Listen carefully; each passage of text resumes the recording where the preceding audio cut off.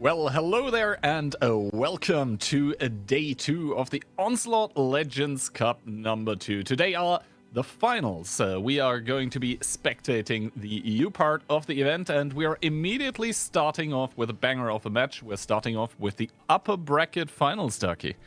Yeah, well, I mean, upper bracket finals, cashback versus Mafia, a rematch of Onslaught Legends Cup number 1. I don't hear Ducky coming through right now, but yeah, quickly to run you through what happened yesterday. We had the upper bracket semifinals where Cashback defeated Storm in the tiebreaker 4-3. Mafia was able to best hit and run in a 4-2 fashion. Hit and run actually pulling ahead 2-0, but then completely getting stomped.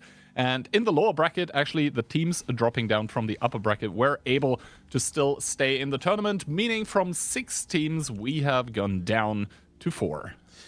It was close, though, between Storm and Scarlet Flower Key. That could have gone either way. But it went Storm's way. They're a little bit of the surprise of the tournament, I guess, so far. They have still potential to make it further. But yeah, Cashback versus Mafia, a rematch of the first Onslaught Legends Cup finals. Potentially, it's going to be the grand finals later again. I could see either of these two teams that drops to the lower bracket make it the whole way through. Yeah, exactly. Especially since I would say all of the teams that we've seen so far have also looked like they can be hurt. The former champions of WOT 7's hit and run, they did not look as stellar as we have come to expect normally from them, dropping down towards the lower bracket immediately, then getting the 4-2 over Spell, but one of the maps against Spell didn't look good either, so we'll have to wait later how they're going to be faring against Storm. But first of all, Cashback against Mafia, you mentioned it. Upper bracket finals might be grand finals as well. But before we get into all of that regarding pick and ban and stuff, I think it is a time to look at the drops that we have prepared for you today. So today it's the 19th of May. You're going to be able to claim 2, not 1, but 2 mystery drops actually. There are going to be either credit reserves or I think they're called onigiri, something like this. Either way, the Japanese consumables or 1 day of premium, and after 240 minutes it's either a premium tank or 3 days of premiums or a camel. So quite some stuff to keep you entertained, while the matches are also going to be hopefully awesome. That being said, that is not the only stuff we're going to cover before the matches. As recently announced, later this year we're going to have the Onslaught Legends series. And well, basically wargaming, we think that it is pretty cool. That means we immediately put 20,000 euros into the prize pool, and you can boost that prize pool further by purchasing one of the supporter bundles. All of the proceedings are going to go towards the prize pool as well. How many did you get, Key? So I had to QA them before the bundles went live. So I already have the camos, but I think I'll be purchasing a couple of them anyway, simply because I am pretty hyped about the whole thing. Yeah, it better be like 10 at least. God knows you can afford it. God knows I can't afford it, but I'll probably do it anyway. Coming from the guy that's been on holiday. Yeah, what? You sure, Key? Sure. Anyway, upcoming match. Mafia against Cashback. It was the grand finals in the Onslaught Legends Cup number 1. So, yeah, I would say a pretty stacked match here. Mafia coming in under their captain Baku. And, well, I don't think any of the players really need any introduction. They're all long-time members of the competitive community in World of Tanks. The same can be said by now about the Cashback lineup. So, I think, first of all, let's take a look at the community predictions, and there Mafia is being favored. Oh, yeah, 65-35 might be realistic. I mean, this Mafia team had underwent some changes compared to the last tournament, right? No Frugo, but they added some of the old Pozdro Pasovic players. And that seems to be working out pretty well for them. That Profus, Conrad are there. And against hit and run as well, it just felt like it was so easy for them. You know, they were 2-0 down, and then you blinked and it was 4-2. Yeah, exactly. Like the matches that they lost against Hit and Run were pretty close, and the ones that they won, they just made it look like a walk in the park, essentially. And that is no easy feat against players the caliber of Hit and Run. That being said, though, I think it's time to look at the pick and bans. Ghost Town and Glacier being removed here. We are going to start off on a map that we didn't see at all yesterday. It's going to be Westfield. What are your thoughts about that one? Very brawly. It's completely fine. You can't play a slow game on Westfield. There will not be a slow game on Westfield. It's not really possible for it to be played out that way. So we could get a North brawl, we could get a Mid brawl, we could get a South brawl. All three are possible. You could fight around the cap, you could fight around the first strike, you could fight around the second strike if you want to. So that's pretty dope. Then going into Al Haluf, more of the same is what both these teams are going to go for. And then we move on to Enskin, kind of same story. There will not be really slow games in this matchup. And I think if we get to it, Tiebreaker Cliff, also not known to be the slowest map. Never speedrunning the match. Any percent. So yeah, Westfield, I am very stoked about how exactly it is going to play out. That being said, I think we're about a minute or so away from the gameplay. Who did you predict and why? I think I predicted Mafia, just because their team looked really solid so far. Cashback struggled in their match with different kind of stuff, but I don't think Mafia was the same. They weren't in the same boat. Yeah, I also went with Mafia yesterday. I believe it was them kicking down Hit and Run into the lower bracket, and apart from the 2 rounds that they lost, they just looked like the most solid team overall to me in the tournament so far. As I mentioned before, all teams looked like they still had potential to, soften up a lot of those rough edges that do tend to come with new metas, new game modes, etc. But they seemed like they were the ones that had been the quickest to adjust, to adapt. Now, whether that is going to be the case here in the upper bracket finals is obviously a whole new story. The winner of this match is going to go directly into the grand finals, which is obviously where you want to be. The loser is going to get relegated down in towards the lower bracket finals as well. So possibly a detour on the way to the grand finals, but there are going to be some substantial roadblocks here in between the other 2 teams. That being said, though, let's get into it. Onslaught Legends Cup number 2, game number 1 in between Mafia and Cashback. And Mafia bringing triple 60 TP, 1 BZ, 1 Mouse, 1 CS, and a Rheinmetall. Yeah, Cashback is going to go play without the light, though. Triple 60, double CS, a Badger, and a Fosh B. So they do have 2 really nasty abilities available. You know, the Badger ability, if you get shot at, he's just absolutely DPM monster. And then, well, the Fosh B always a bit of a bit scary because it could appear at any moment in time. So we'll see how that works out without the light, though.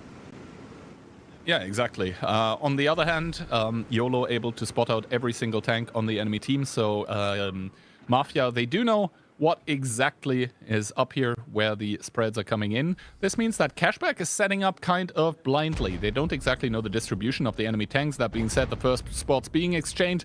Kono and YOLO, they do have little to play against here, but I said in that Badger is going to have a say in the matter. Yeah, Twilight and Ice and the Badger are crossing over as well. They will meet Profuse, who will do a shot of damage in return towards that. And now the game is kind of going into a bit of a stalemate between these 2, and the 60Ps from Mafia just pushing across straight in the open towards Twilight, towards Little. They want to pick those double CS out of the game. That's actually a good overmatch here by the side of Mafia. They find one, the other one, Little, not going to live much longer. And yeah, the Badger's doing work, but all this time, because they didn't have a light, the Fosh B has been out of this game, not able to contribute. Exactly, Foshby not able to contribute. That being said, one of the CSs has already bit the dust. The second one falls to the grave Profuse, and that BZ75 gets killed as well. Now Coyote, the next focus for the players of Mafia here, goes down towards 204. Will probably go to the garage momentarily. YOLO in that Rheinmetall also very low. It will be up to both teams to just pick up those low HPs, but Mafia, they seem to have edged ahead in the HP department. Yeah, Mafia is far ahead. I mean, most of the HP is stuck on this Mouse, though, or check, but still.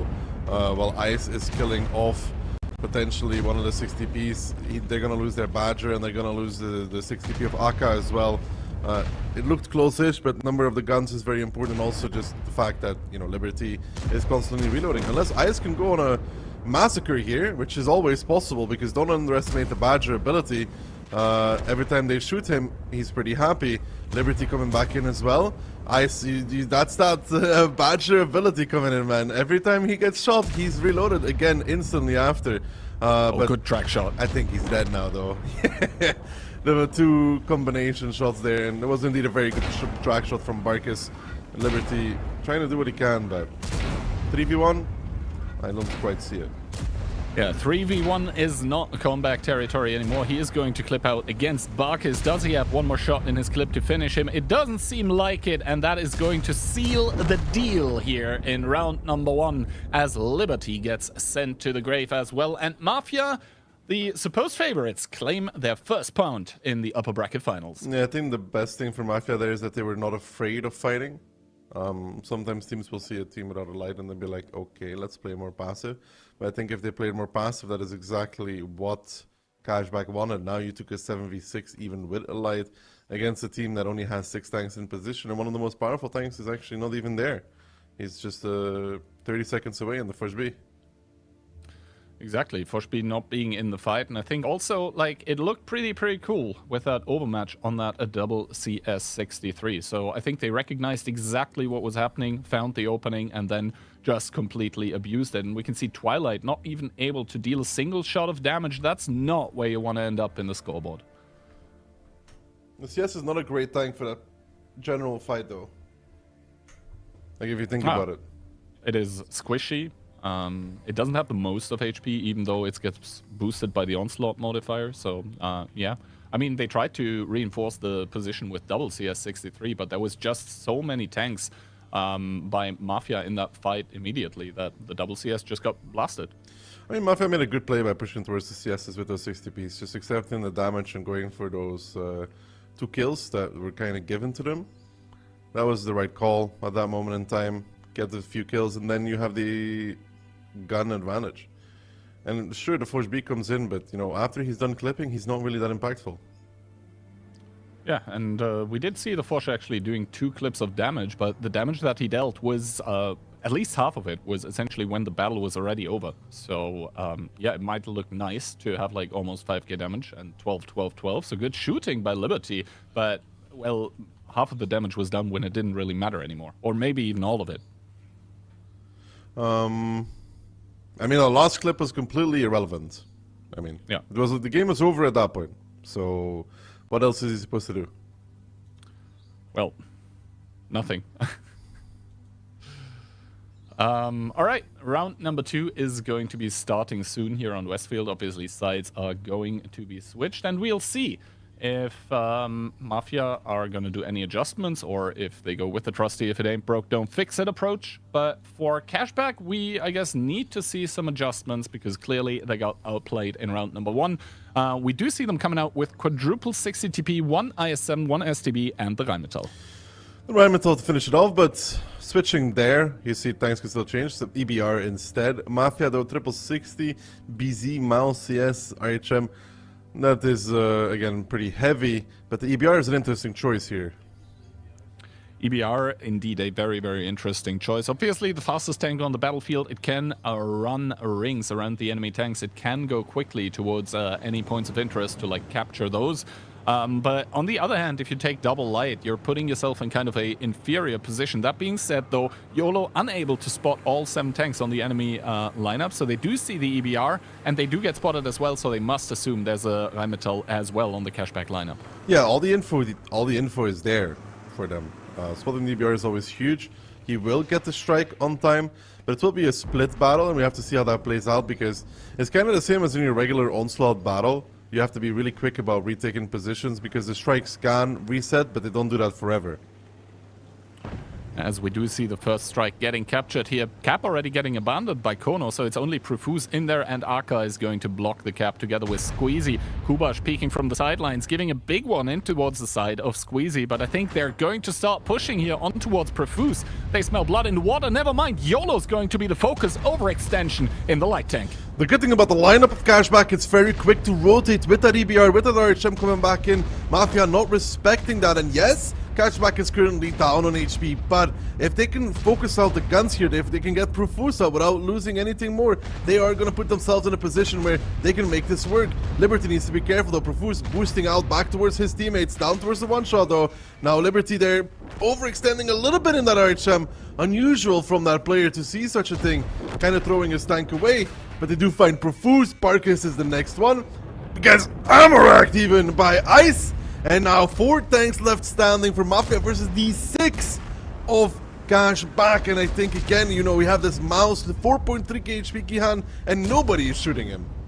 Nobody's shooting the mouse currently. The same cannot be said for Twilight, who does get killed. So another kill for Mafia here, but I think it might be too little too late, as that EBR also still contributing. DPM is probably going to pick up that CS. The mouse desperately trying to contribute to go into the fight, but it's not going to matter at all. In a furious round number 2, Cashback claim their first point. It's going to be 1-1. Yeah, 1-1. And there you saw Mafia do the opposite of what they did in the first round. They were not very much together. They had some people positioned not close to one another, and Cashback uses that double light and the fact that they can actually push with 7 tanks to their advantage and manages to catch out the light first, then get Profuse as well. It's a very good showcase of like snowball and domino effect. Exactly. Also the fact that the EBR was just able to drive around all the enemy tanks and pick off those low HPs, because while the DPM of the BZ might not be the best, as soon as you let him reload and put another big alpha dump into your own HP pool, that can be detrimental. But yeah, I think the EBR played perfectly to its own strengths. And in the end, Cashback here managed to retaliate in quite a good fashion. We are going to see the battle results here momentarily, and a Squeezy managing to pull out on top. Squeezy pulling out on top in the 60p, kind of what you expect, even though STB coming in pretty strong. I mean, you can see the issues there. Not too many tanks from Mafia that are really standing out. And they also need to be together because the fact that they don't have DPM. Their lineup works the best when they're brawling and they can blow somebody up because they have alpha.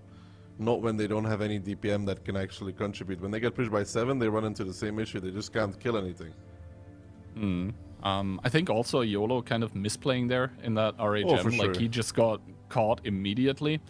So not the best reactions by him either. That being said, though, Westfield being split 1-1 means we are going to go on towards El Haluf. And we already mentioned it. It's probably not a less brawl-heavy map than Westfield.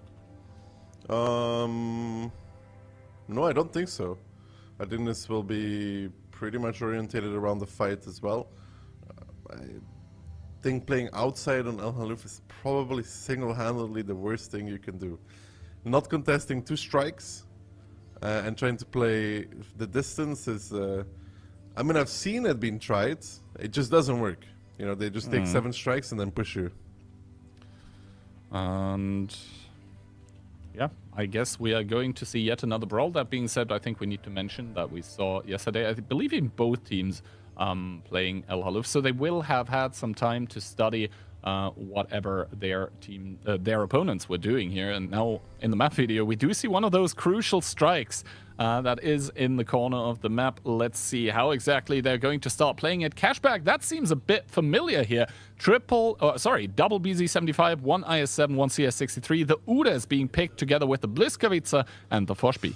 Yeah, niche tanks for niche stuff, but Mafia in return having their own Bliskovic, a 430U, a CS, an i7, triple BZ. So the only thing Mafia doesn't have really compared to Cashback is that Inspire tank, right? And that Inspire can actually come in pretty handy. On the other hand, the Udas, not the best gun handling, not the best pen, pretty okay DPM, okayish alpha for a medium tank, but as soon as you catch him out of a hold-on position, then he's just incredibly squishy. Both teams now starting to go towards the A1 corner here, and we do see kind of a problem here, I think, on Cashback's lineup, is that they only have the singular CS going there, and no other tank is fast enough to support Aka as Kono starts taking the strike. I mean, Aka was never making it before Kono, just the way that side works. He's going to peek, potentially get the reset, maybe even with HE. He misses. Ooh, Hellmine taking 1.3 on the crossing, though. Good shots there from the BZ. So it's CS I7 versus CS and I7. but Mafia with the HP lead here are in a lot better situation there, and even a 432 behind, they have that corner locked down, but in return, Cashback does have the middle strike. Cashback does have the middle strike. The Foch B is going to take it rather soon, as we do see that Profuse had a good time trading against Hellmind, already able to put 2 shots in for nothing. And now we do see Mafia kind of slowly readjusting. Orzek in the back there in the Błyskawica, having taken a singular shot of damage as well. Not too concerning as of now, but Cashback, they think that they need to do a move. The double BZ starting to move into the ditch. The strike getting put here, and now Twilight the first focus as they push in.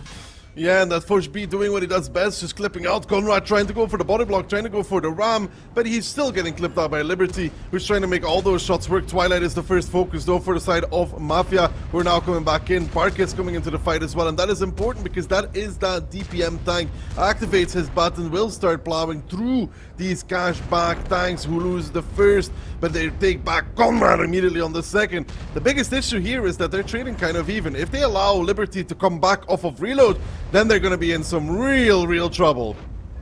Indeed, as Profuse is starting to chase Hellmind here, Squeezy in the BZ falls, and now it seems that little he has had enough of the DPM raining in from Kono. He needs to try and stay alive. The Błyskawica activating his ability, and now only Kubash remaining on this side of the brawl. He does get completely focused out and blown apart as Profuse now too little, too late to come in against Iced. Yeah, and that Foch B just looking for targets across the map now. The Błyskawica from Cashback had so much more of an impact, it seemed, than the one from Mafia. The one from Mafia behind that corner, little up front together with Liberty, using that DPM and burst to their advantage on top of the Inspire, right, Kihan, which already gives you a buff to everything, just like Vents.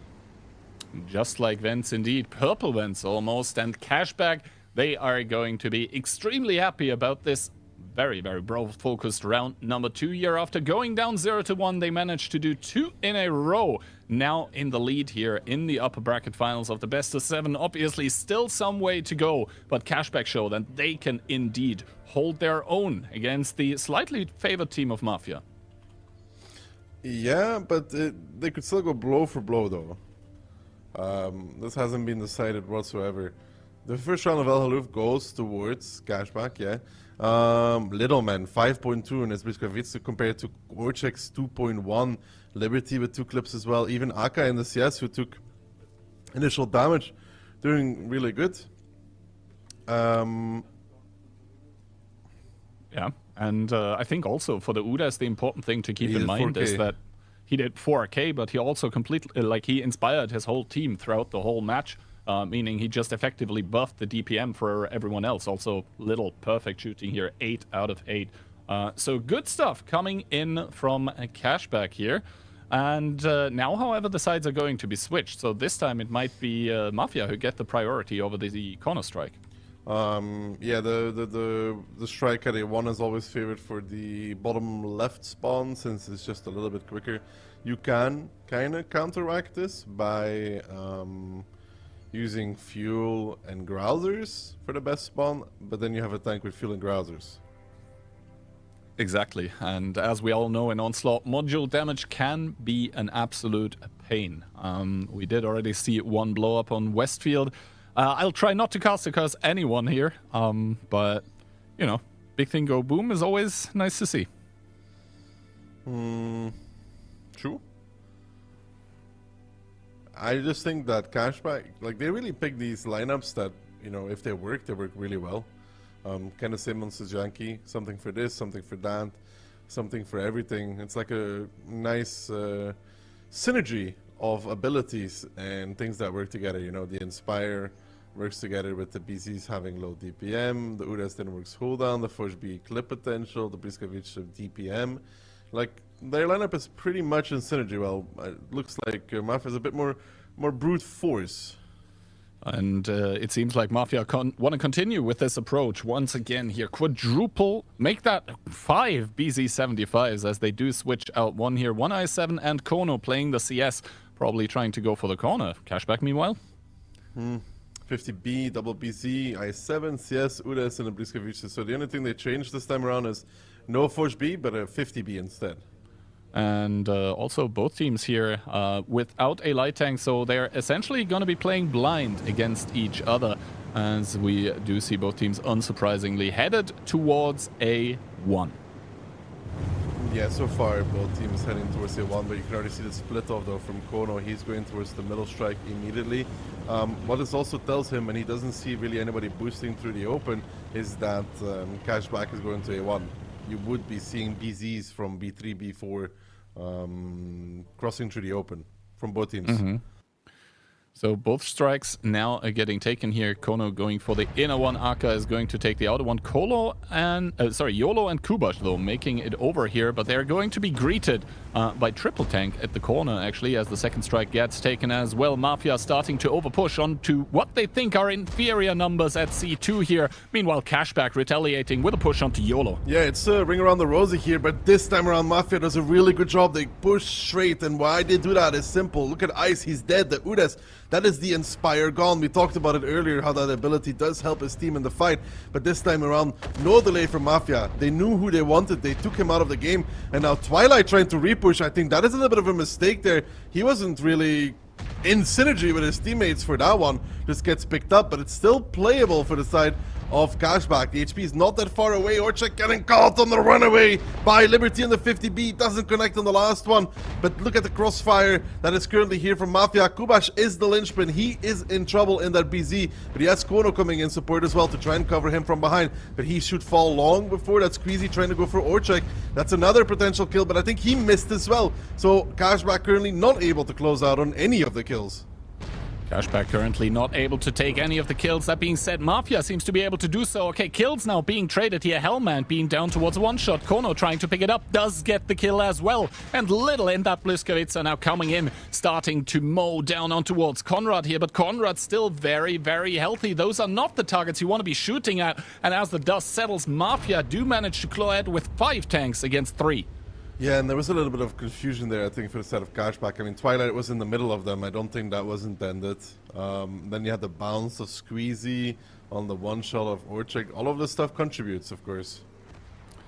All of it contributing here now. I mean, while the HP are still pretty even, I think it is Cashback's game to lose here. Mafia's game to lose, actually. They just need to make sure that they protect their lower HPs here. The strike missing on towards Liberty, who smartly drove out of it, is going to be able to claim his own strike now, essentially for free.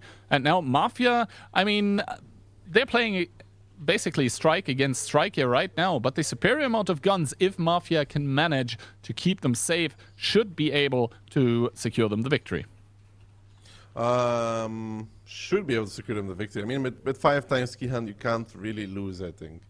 And it's also strike for strike. They would need to find like Orchek and double strike him and kill him, but I think they can also just start the cap. To be honest, if you're Mafia, I think you can just start the cap. If you're Mafia, you don't even need to start the cap because you are ahead in tanks here. That being said, though, Aka is now starting to drive in his CS63. Immediately takes one by Orzek, and I believe Profuse as well. Now Little coming in with that Bliskavitza. Needs a big hit on towards Profuse to put him down towards low HP. And indeed, Profuse completely gets wrecked here, gets blown up. Orzek missing his shot on towards Aka. Now Little raising his head and Aka to pick it up. All of a sudden, Cashback back in the action.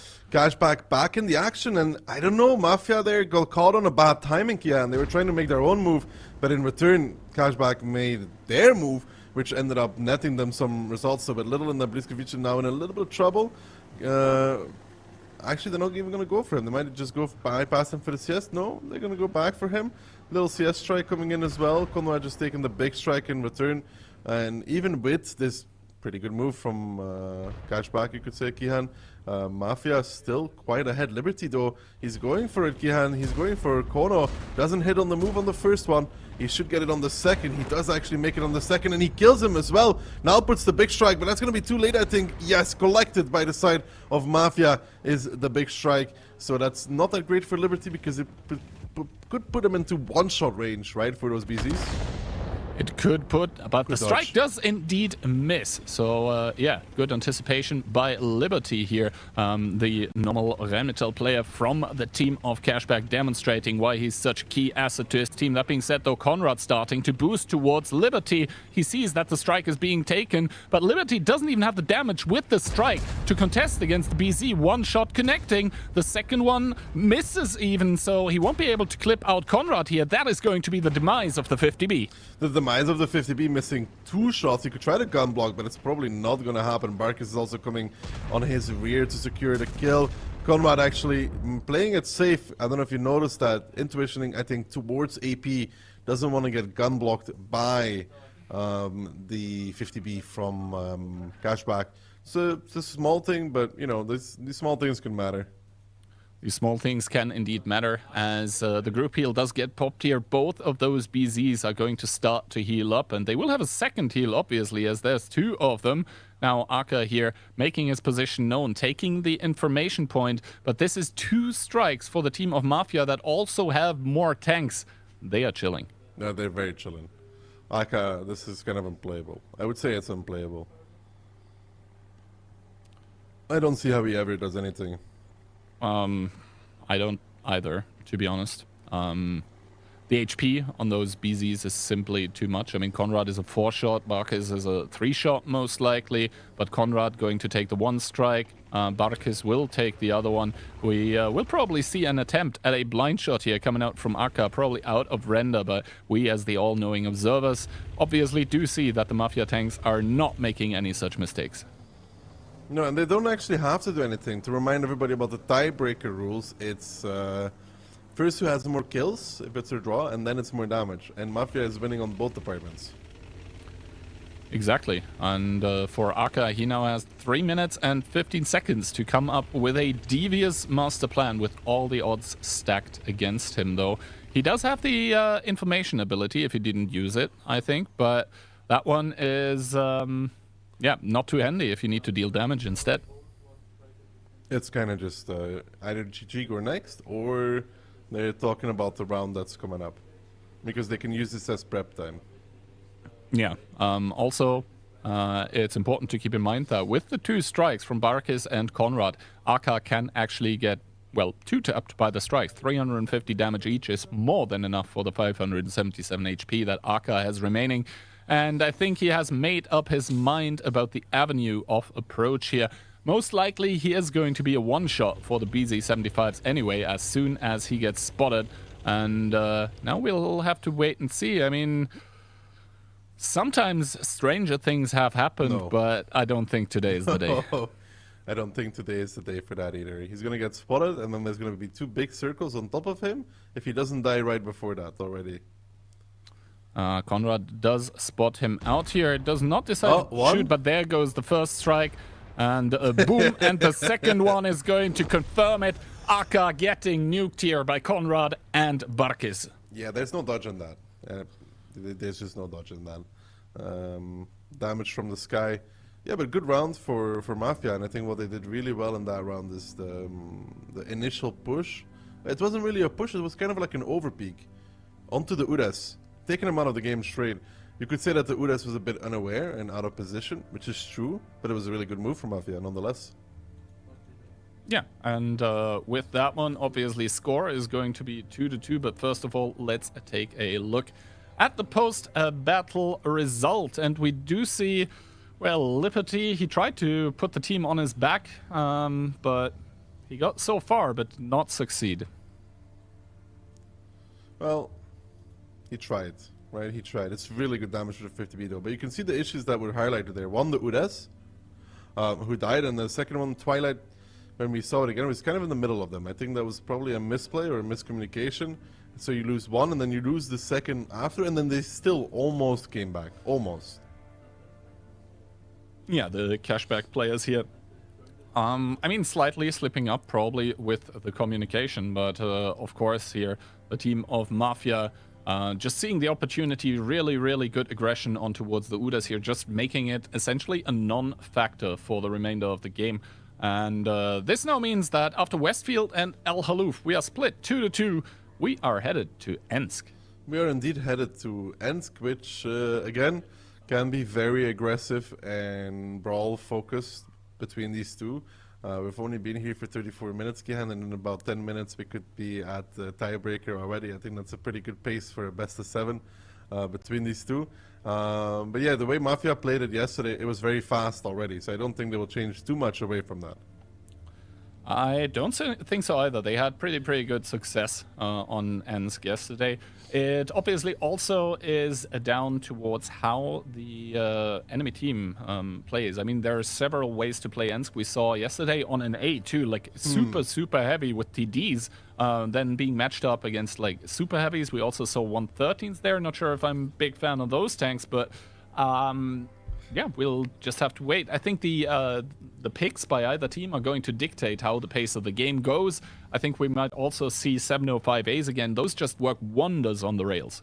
Did you, were you hating on my lineup, Ski? I'm just not a big fan of the 113. Oh, Same for the STB one. Okay. Yeah. All right, so Mafia coming in, bringing the light tank towards Ensk here, together with an E3 268 for 1705A, the mouse, and double 60. Cashback, double 758, 2654, E3 times 2, E4 and RHM. The cashback lineup is extremely infuriating to play against, though. Yeah, 4 of those tanks. Basically, you either want to blow up or ignore. That is going to be interesting to witness here, as Mafia and Cashback do exchange the spots, both of the light tanks spotting out all of the enemy tanks. So all the information is going to be there, but the first shot's not really connecting for either team. Yeah, not connecting for either team, but that's just those initial cross shots coming out from either of the two. I think Liberty there destroyed one of the rails immediately because he could spot through there. At least that's what it looked like he was doing.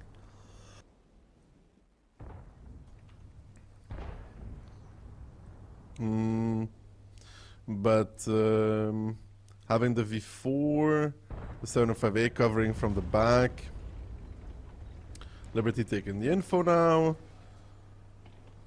It's kind of split either way. Neither of the two teams having too big of an advantage. Collecting the info, collecting the strike. It's looking quite alright, actually. It's not that bad for either of the two. But there is a rotation coming across from the 705A on the J line. The biggest issue here for Cashback is that the cap has been started. They can block it because there's no end rail pressure for the side of Mafia. So it's actually not that bad. They also still have a strike. Bark is pushing up in the city, has to be a bit careful doing that V4. Ice is there, there's a 705A there as well. The mouse coming in as well. Mafia might get in a little bit of an overmatch here.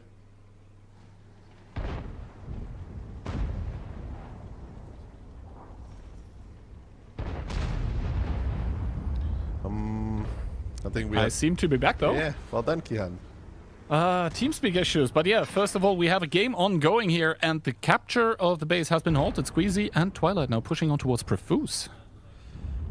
Pushing on to Profuse, but in the meantime, you see Mafia pushing on towards the tanks on the J line, though. I don't know if that's the greatest move here for Kono and Barkus, because Barkus already dropped rather low, 598 HP remaining. Liberty in the light might even shut him down. Still even trades though, but only now is Kubash really getting involved into this game, because, you know, that tank at A0, he's quite far out of the game most of the time. Kono down towards the one shot, but Barkus picks off Aka right before that. Ice doesn't get the roll. Liberty wants to get one of these one shots, but he's a bit afraid of going in, and this delay is probably costing him, because Barkus comes off of reload, gets the ram as well, and shuts Liberty down. Not used to Liberty being that indecisive about making the play. Yeah, exactly. And now Twilight able to shut down Profuse. This is going to put us at a 5 versus 5, but the HP tell the name of the game here. Mafia is still up. A lot of it, or what? A lot of it used to be on Conrad, but now Barkus in that low HP 2684 falling. Kono, the same thing for him, as Orzek manages to put another kill here. And Hellmind, he's probably like, oh yeah, hell, shoot me, but he does not get the roll on towards Conrad. This is problematic. Yeah, that low roll for Hellmind there was disastrous. He's gonna pick it up now, though. That could have costed Cashback quite dearly, to be honest. Such a low roll. But this is the issue that I pointed in the beginning. It's annoying as hell to play against this cashback lineup. Why? These E3s are, well, in facehug, Kihan, you're losing. You're always losing. I think the only tank that can penetrate an E3 is facehug is like an E3 and like the weak point in quotation marks in the gun mantlet. You have the lamps to shoot for Kihan on the left and the right. There's the lamps that you can shoot at. But it takes time to aim, and you know he also gets rid of reduction. You still lose. Yeah. Now we do see Ozek in the E3 himself, trying to find himself a little bit of the enemy team as Little is coming in. He is still a 2-shot here. Everyone else on a 1-shot for the team of Cashback, but they do start capturing the base. Now Mafia, they do have, well, a similar amount of HP, but the problem being here is the amount of guns is just not going to favor Mafia here. 1 against 4. Normally, you don't lose these. First shot going in towards Little here. Hellmind putting another shot in here. Good strike by Ozek to remove Hellmind from the equation. And I think he should be reloaded now. But Little might be putting in one more before he falls to the grave. Yeah, and Orchak doesn't want to peek the E4. He knows that he is going to be reloaded. Little and Orchak actually proxy spot each other, which is very, very rare in Onslaught. And ooh, he bounces. That's a big bounce, though. Twilight peeking around the corner now as well. Little from behind. That bounce on ice is disastrous. There was actually little room for there was a little bit of potential for Orchak to make something magical happen, but Cashback, they close it out nonetheless. Cashback indeed managed to convert the numerical advantage in tanks into an advantage in the match here. 3-2 match point, and Mafia, well, they need to win the next round, otherwise it's going to be lower bracket for them. Yeah, and that looked okay for Mafia, especially with Liberty being very indecisive. He could have made 2 kills if he was a bit quicker about it. But there was a lot of 1v1s at some point. There was a Mouse versus an E3 and a 60p versus an E3, and sadly, you don't win against an E3. So, yeah. In the end, the amount of tank destroyers, just brute frontal force enough to put Cashback on the match point. Here, let's take a quick look at the post-battle results, and we do see no tank really not pulling his own weight, but I think in the end, like the superiority of those tank destroyers in facehug just proving too much for the team of Mafia. Proving too much, yeah, those TDs were an issue for them, right? I mean, look at the lineup from Cashback. The 4 TDs are the ones on the top in terms of damage dealt. It's really what you want, but it also just highlights how annoying they are to play against for the side of Mafia, because playing against this amount of TDs, you're always going to give something a DPM boost. It's impossible not to give something a DPM boost, because you have to shoot it. Yeah. I'm curious to see if ENSC will evolve into something like 5 TDs at some point. Evolve or devolve is the question here. But I think we might get another answer to that question, as the second round of ENSC is just mere seconds away from being played. And now it is on towards Mafia to react here. They just saw that against a lot of TDs, what they had planned did not work. Even the low roll on towards the mouse, not enough to help them out of that pressure situation. And now the pressure actually is on. Match point for the opposing team. They need this round to even get towards tiebreaker. They do need this round to even get towards tiebreaker. And that's a start that they have to look at, to grab, because otherwise, I mean, would not be undeserved for Cashback to end up in the finals here, the way that they're playing so far. And they're going to be playing this one again. RHM, E4, E3, V4, double 7FA, and a mouse, 1 less TD than before. And on the other side for Mafia, we see the Rheinmetall as well. Double E3, 1 V4, double 705A, and the 60 TP. So it is 3 TDs against 3 TDs, and then essentially a mouse getting traded for a 60 TP. Yeah. So the TD matchup is pretty even. Both teams getting the full info in the beginning.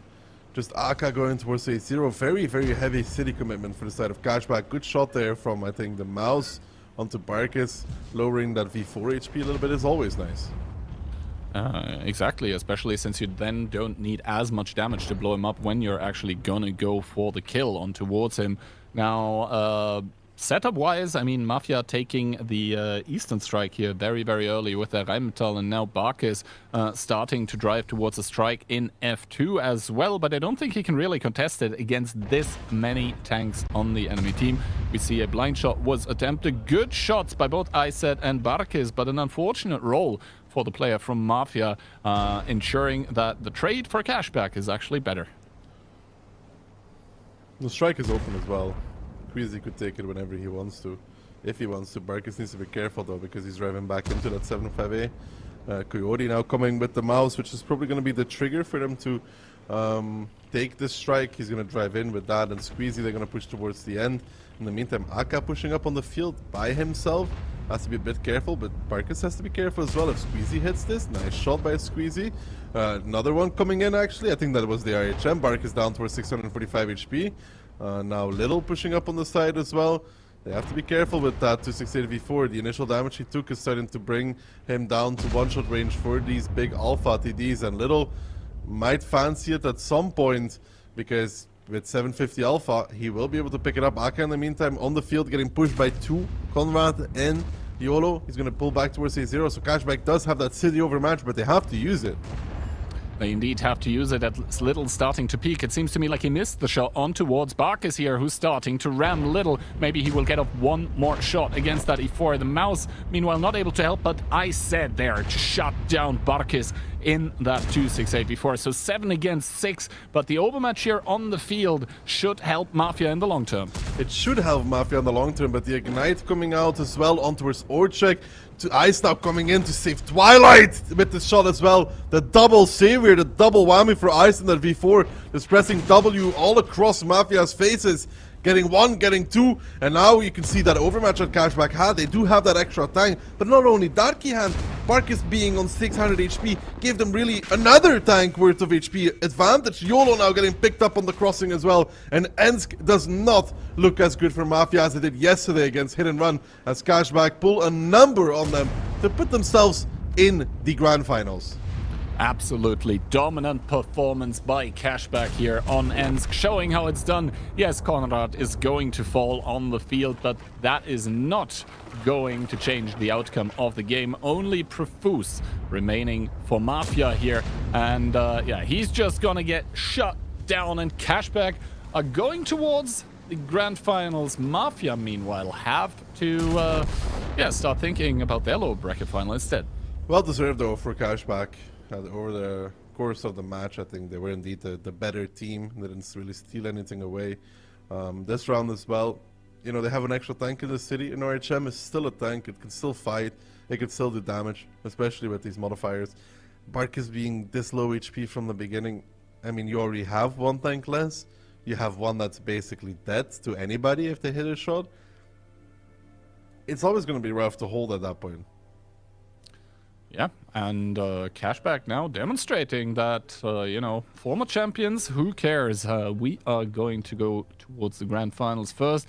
I mean, damage done. We do see that the Rheinmetall of Cashback, Liberty, actually was able to put in a lot more damage than YOLO in his own. 2.5k, it's about 80% of an entire tank worth of damage for an RHM. It's pretty good.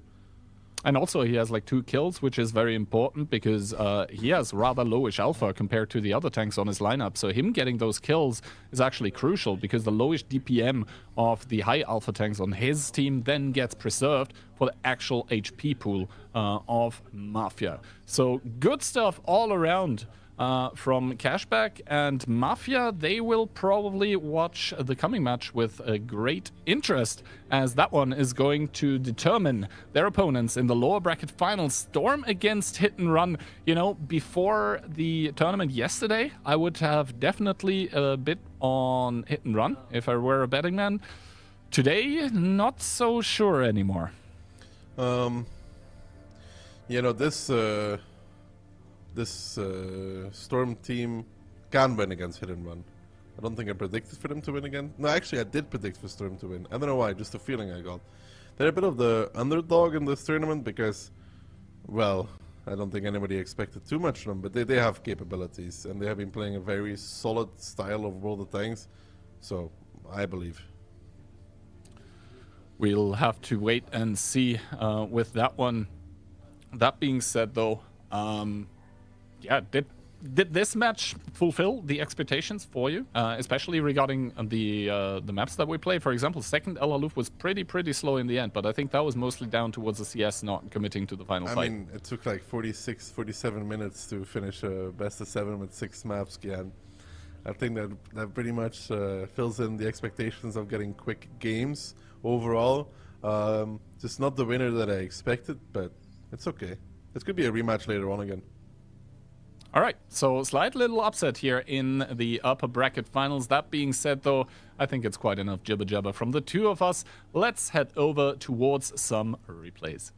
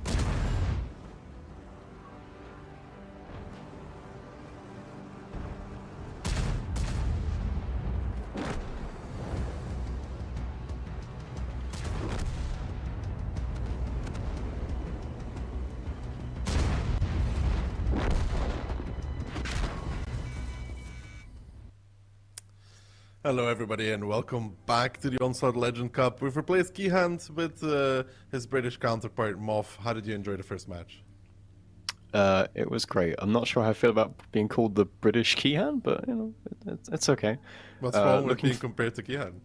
No, nothing. Keyhand is a lovely gentleman, but we had a banger before, and now I think we've got another quiet banger as well. I mean, maybe people wouldn't think about it before the tournament started, but Storm have really shown their mettle in this tournament. How do you think the style that Storm plays matches up against Hit and Run? Because Storm plays this very, I'd say, consolidated, compact World of Tanks, where they really do a lot of pushes together as a team, 7-man. How does it match up against Hit and Run? In my opinion, Storm are doing simple stuff, but executing it very well, and Hit and Run are kind of being just a little bit cuter. They're trying to come up with these sort of slightly unorthodox strategies that are a little bit away from the meta. You can see the community predictions still in favor of Hit and Run, despite the struggles that they had yesterday. I myself have also predicted them, but that's just because they've got like this credit in the bank from the history of like past tournaments, and I just feel like after what happened yesterday, they're going to just pick themselves up and put in a performance that will get them over the line against Storm. Ooh, potentially. Airfield being the first ban, then El Halouf, then Westfield coming out as first one, Moff. Yeah, we saw Westfield earlier today in the upper bracket final. Very brawly map, like you mentioned earlier. It's quite difficult to play in random Onslaught. You see a lot of teams playing for the offside control, but in this, it's like you can't really afford to let them have the cap for free, because it's quite difficult to re-push it back in without getting one of your tanks immediately deleted. Yeah, and you can put yourself in a bad situation if you're too slow. You can have double strike control, but it only resets for so long, right? Yeah, the strikes can only keep you safe for so long. That's why sometimes you'll see teams picking a CS and maybe more than one CS, just so you can have that extra strike as an insurance policy, just in case. Yeah, because these players are pretty good at splitting up on the cap, making it so you can only really strike one, playing distance away from each other. So with 2 strikes, that buys you like maybe 30 seconds to get back to the cap. Yeah, and then in that time, you should be taking better positions in order to defend it. But the lineup's coming in now. Let's see if there's going to be any changes. But Storm doing their kind of trademark move of picking double light tank. I'm not completely against it. They're playing the double light, the STB, the i7, PZ, double 60. Hit and Run is very, very heavy though. Like super heavy. Yes, and the question is going to be, is the double light tank from Storm going to be effective enough at providing those crossfires? Can they catch out Mentos in his light tank? Will they be able to outplay him? All 7 tanks spotted for Storm, so the strategy of reversing in the RHMs at the start does not work on this occasion. They will not have the element of surprise. No, they won't have this element of surprise whatsoever. And now, though, there's Hit and Run very aware of what's happening, what's popping. Triple PC straight onto the cap. As you can see, they're not delaying that, and that is very, very quick cap pressure. Milo trying to take the info thing, needs to be a bit careful, could always get playing. It's not going to be happening in this one. They're actually playing Lucan instead, I think, in that RHM with Mentos, and now 17 seconds left on the cap. Mentos already on the flank. DJ will be the one on the i7 by the looks of it that it's going to be going, but no, actually, Hit and Run going for the straight push. 60Ps from the left, BZs from the right, trying to overmatch this blob of Storm tanks, who are now trying to react themselves by pushing forward into the 60P. Sir Jacob leading the charge there, but the rest of his team not quite in position to deal with this just yet. They try to make a play out of this. Getza is the first focus, survives on a sliver of HP, 32 left on that. Somebody has to pick it up. You want the STB to make that kill. They are able to do that. They're going to lose DJ in return though, but it's not looking that bad for Storm whatsoever. No, it's looking great for Storm. In fact, Hit and Run really wanting to go straight in for the kill there, but it turns out that they're the ones they're going to lose out in this round. They're trying to still make a fight of it at the moment. Storm with the HP lead, Lucan in there with the RHM and Milo as well. They're not out of the fight in these RHMs. They are putting in the crossfire shots. Lackey goes down in the STB. That's the Inspire tank. Now Pan's Fury is the focus target for the side of Storm. Can they pick up these kills quickly? The HP is still very much in favor of Storm though. Very, very much in favor of Storm with those 4 tanks left standing. Milo getting chased down by Mentals, but Lucan is always going to be in position to kind of help his RHM if needed. Rexar on fire, but the fire extinguisher, we talked about it in Onslaught. It's not a bad thing to run those fire extinguishers because tanks like the BZ do tend to be prone to getting set on fire. But I think the strikes there from Storm off, the double strike on those 60Ps did a lot of damage. Yeah, you can see that they were so grouped up. They really wanted to make this pincer maneuver work, and so, you know, normally being coordinated and being grouped up like that is a good thing, but in Onslaught it actually works against you. And initially it looked like Hit and Run had such a great read of the situation, but I think they were so worried about just getting reset on the cap with strikes and then losing the map control and losing the initiative that they had, that they felt like they had to go in. It's weird. What I don't understand is why they didn't wait for the double strike to be used on the cap, right? There was like 16, 15 seconds left, I think. There was not a lot of time left for Storm to reset. I think it was an overreaction from Hit and Run. I don't know if you agree. Because now instead of the double strike getting used on the cap and then pushing out, when Storm is forced closer anyways, they took 3k damage on the 60 TPs from strike. Yeah, I think they definitely had more time to allow things to play out. They could even just let them reset with the strikes, and they wouldn't necessarily hit all 3 tanks on the cap. Then you've got the RHM of Mentos who can also join the cap if need be, and then Storm is put in this position where they've got to send more tanks in, and that's the critical moment where you've got to like put the plan into action. But they went so early that Storm was set up in all these nice holddowns. Yeah, I don't know. Like, I think the way that's supposed to work, and I think you agree on this, is that the BZs split up on the cap to force the double strike to be used on the BZs, but not do massive damage. And then you force the Storm tank close, and then you make this push, right? When you have something really close to you that you can push on, because now the RHMs are able to do a lot of damage, and I think they have about 1k strike damage each as well. If I'm not mistaken, which was all in the 60 pieces because they were so clunked together. I don't know. That was a bit weird from Hit and Run IMO. Pulled the trigger too early. Yeah. Well, while Storm, Milo was immediately relocating back to the red line position in his spawn. So, as soon as the push came in, he was already there. He was already prepared to shoot. And we talk about the RHM critically being a light tank and not a combat tank, the gun is so good. But the gun handling is, like you say, it's good, and the DPM isn't exactly bad. And the pen especially is pretty decent as well. The pen is good for a light tank as well. But they also put bond rammer, HP, and vents. So then that sends the reload to sort of like 5.7ish. So the DPM is like still meaningful. Like you can't just ignore it. No, you definitely can't ignore the light. A good light player will hit those shots on this range consistently with heat. It's only like 200, 300 meters. BCs is not too hard to pen. You played a lot of RHM, I played a lot of RHM. BCs are pretty fine and chill to play against. 60p is a bit more annoying though. 60 TPs with the lower plate and just the weak spots, are, especially when they're wiggling around, it's a little bit harder to snipe from range. But no 60 TPs from Hit and Run in this game. They're going with the old school E5 meta.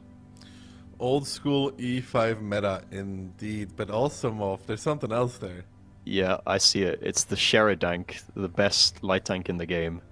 Highest DPM light tank in the game. It does have higher base HP as well, I think, than the RHM, or about the same. Yes, I believe so.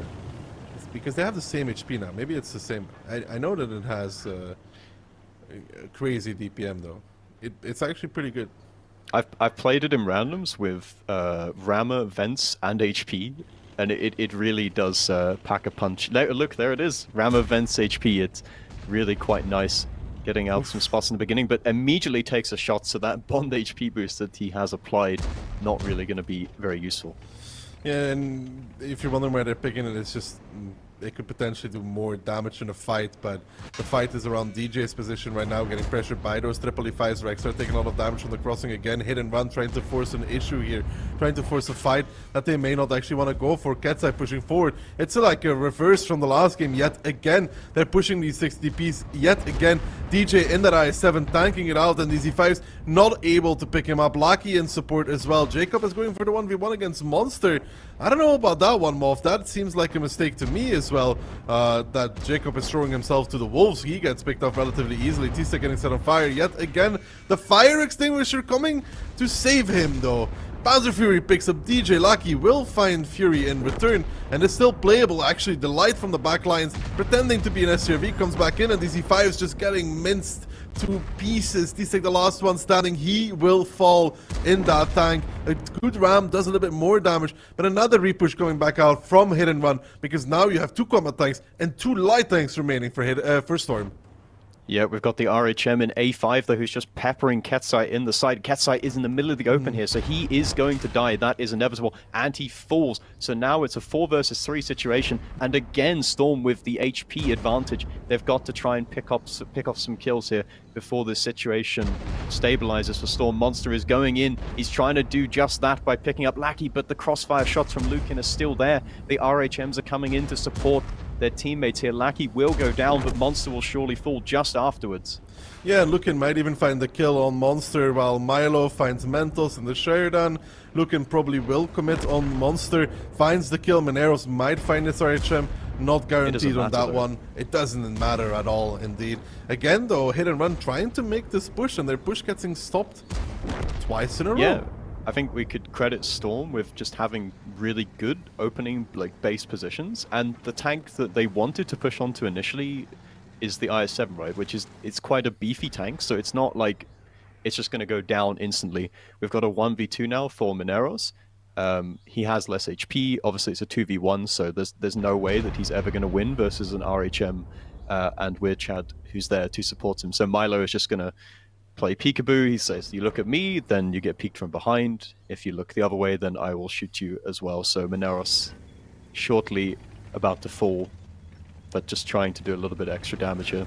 Yeah, well, he has no chance of living in this. The 60 comes around, gives him a shot, and now Milo to pick it up. Again, a good hold from Storm. Really, really good hold.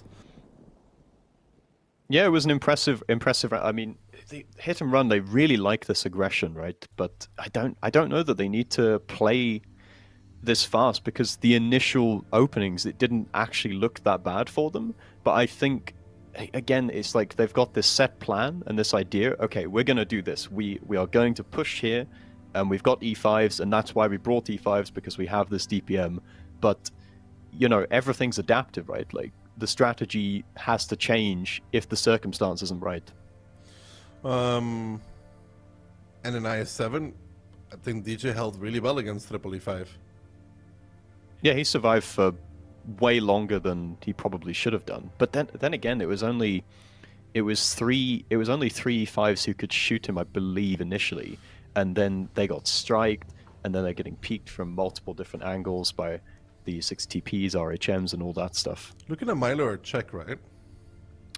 I'm pretty sure. Know. Lucan is Czech. I don't know about Milo. I think Milo as well. I wonder what the communication looks like in the team. Because I'd imagine they probably speak Polish, but I don't know. Well, again, they did really good damage with those lights. I think both. I mean, maybe they don't need to communicate. They just drive around the light tanks. It's like, yeah, I'm shooting. I'm still shooting. I mean, it's 2 rounds in a row where they're around the 4K, 5K mark and damage both of them. So. Yeah, they're just baiting. Well, not baiting, but they are just sitting back, watching the rest of their team get farmed, and they're just cleaning up at the end.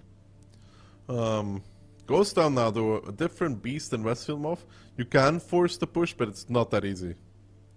Yeah, Ghost Town. We saw Storm.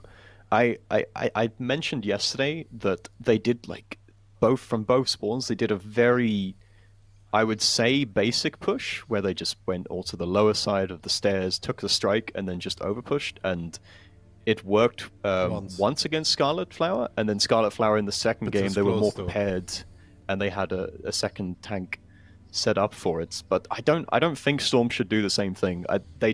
Because Hit and Run should be a good enough team to be prepared, like not only expecting it, but have the correct reaction as well.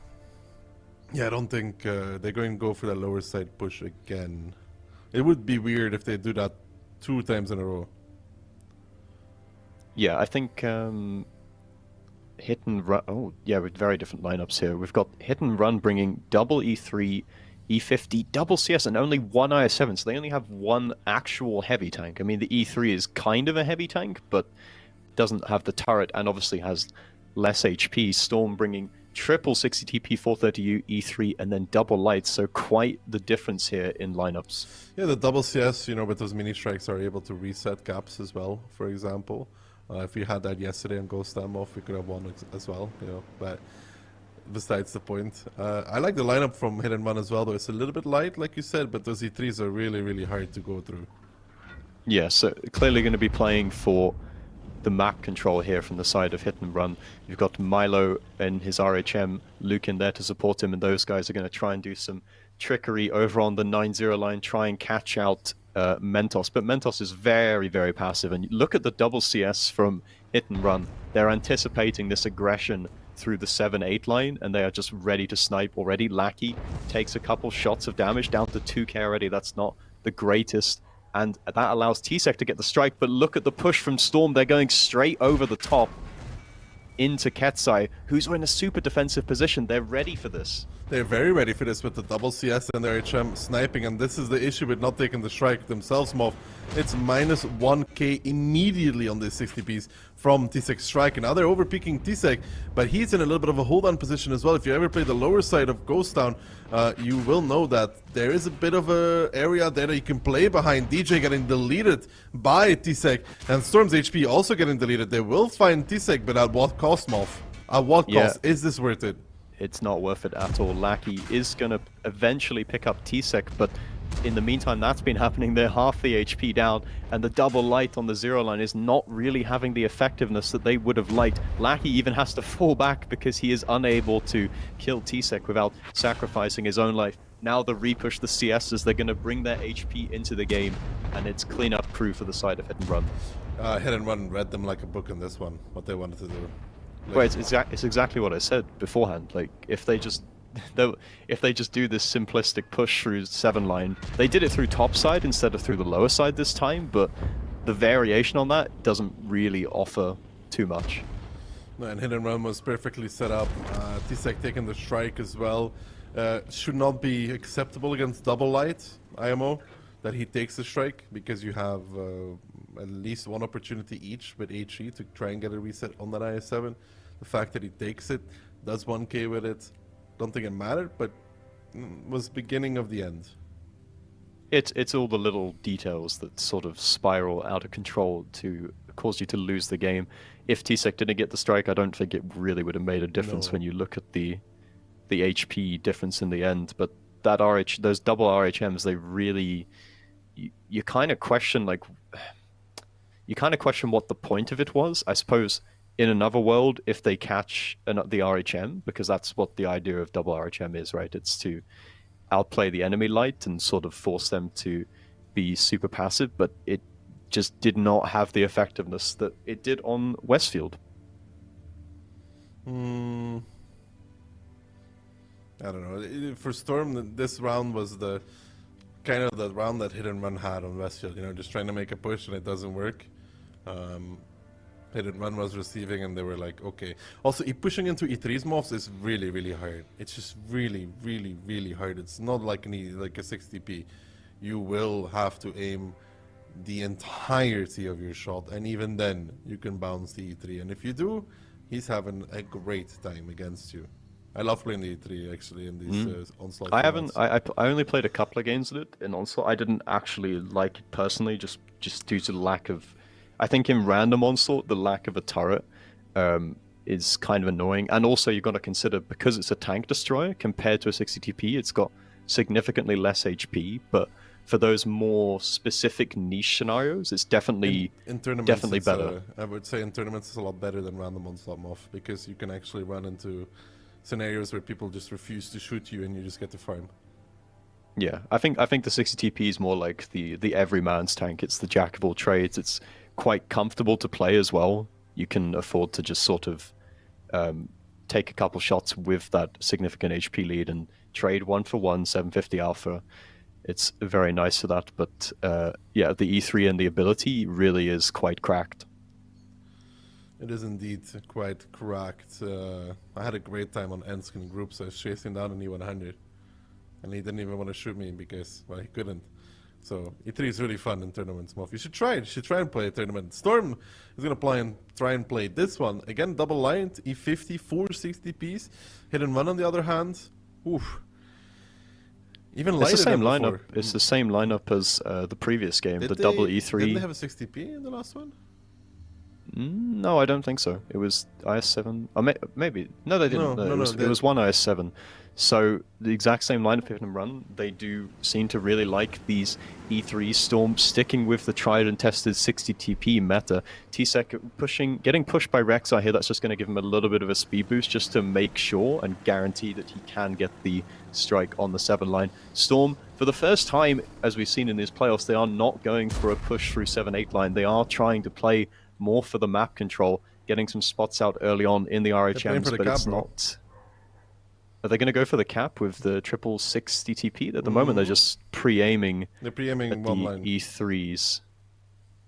They're going to look for some kills on H1, sort of G1, so maybe they're saving their planes, but neither of the RHMs have a plane available at the moment, so they're not going to catch anyone out. Jacob now making the cross, takes some shots from the E3. Strike is going to come in as well, so these 60 TPs are going to need the one-line push to come in for their team, otherwise they are going to get crossfired, but Hit and Run also has enough tanks here to support them. Yeah, this is again not looking that good for Storm because they're pushing down these 60 DPs, but already Fury is in a very defensive position in that 4 to the U. And not only that, he has Rexar and Monster in a passive position behind him, covering for this repush. The only thing is that the E3s are not really in the greatest position to help this, but killing Rexar is going to cost so much for the side of Storm that it's really not looking worth it. Yeah, they're overpeaking onto Pansuri, but even if Pansuri didn't have much support, he would probably still trade evenly because of his ability. Lackey overpeaking takes another shot, Pansuri down to 900, but it doesn't, as long as he's alive, it doesn't really matter. And the longer he stays alive, the more this game is going in favor of Storm. This one-line push has kind of stalled out into nothing. The 60 TPs also can't really do anything because they're just getting pre-aimed by E3s, so what's next for Storm? Oh, T-Sec is in a bad position. He can get shot from 1-2 line in that I7. He cannot be close behind that hold down and play there, and that's why the focus is going on towards him now. And I do believe still that the cap is a possibility for Storm to play from it, because there's one more E3 I think pushed up front, which is Ketsai, which is in a little bit of trouble as well, normally speaking. They could triple peek him, but they would have to accept damage for that. No, they're not even gonna do it. They're just gonna hold it and wait for Ketsai to get farmed from behind. But like, look at the 1-2 line HP mob. There's only the double RHM left. Yeah, the two medium tanks, they turned towards the city to shoot the likes of Ketsai in the rear, but Pansuri immediately started poking in G1, and they've managed to pick up the kills there. There's 10 seconds left on the cap, but with double E3 directly in front of them, they should just need to overpeak, but there's 5 seconds. It is getting a little bit close. The overpeak should come now. 1 second Tracked. left on the cap. Oof. They have almost made it, but just about reset from Hit and Run. Just about getting the reset in the nick of time. I think that was actually at 99 Moff.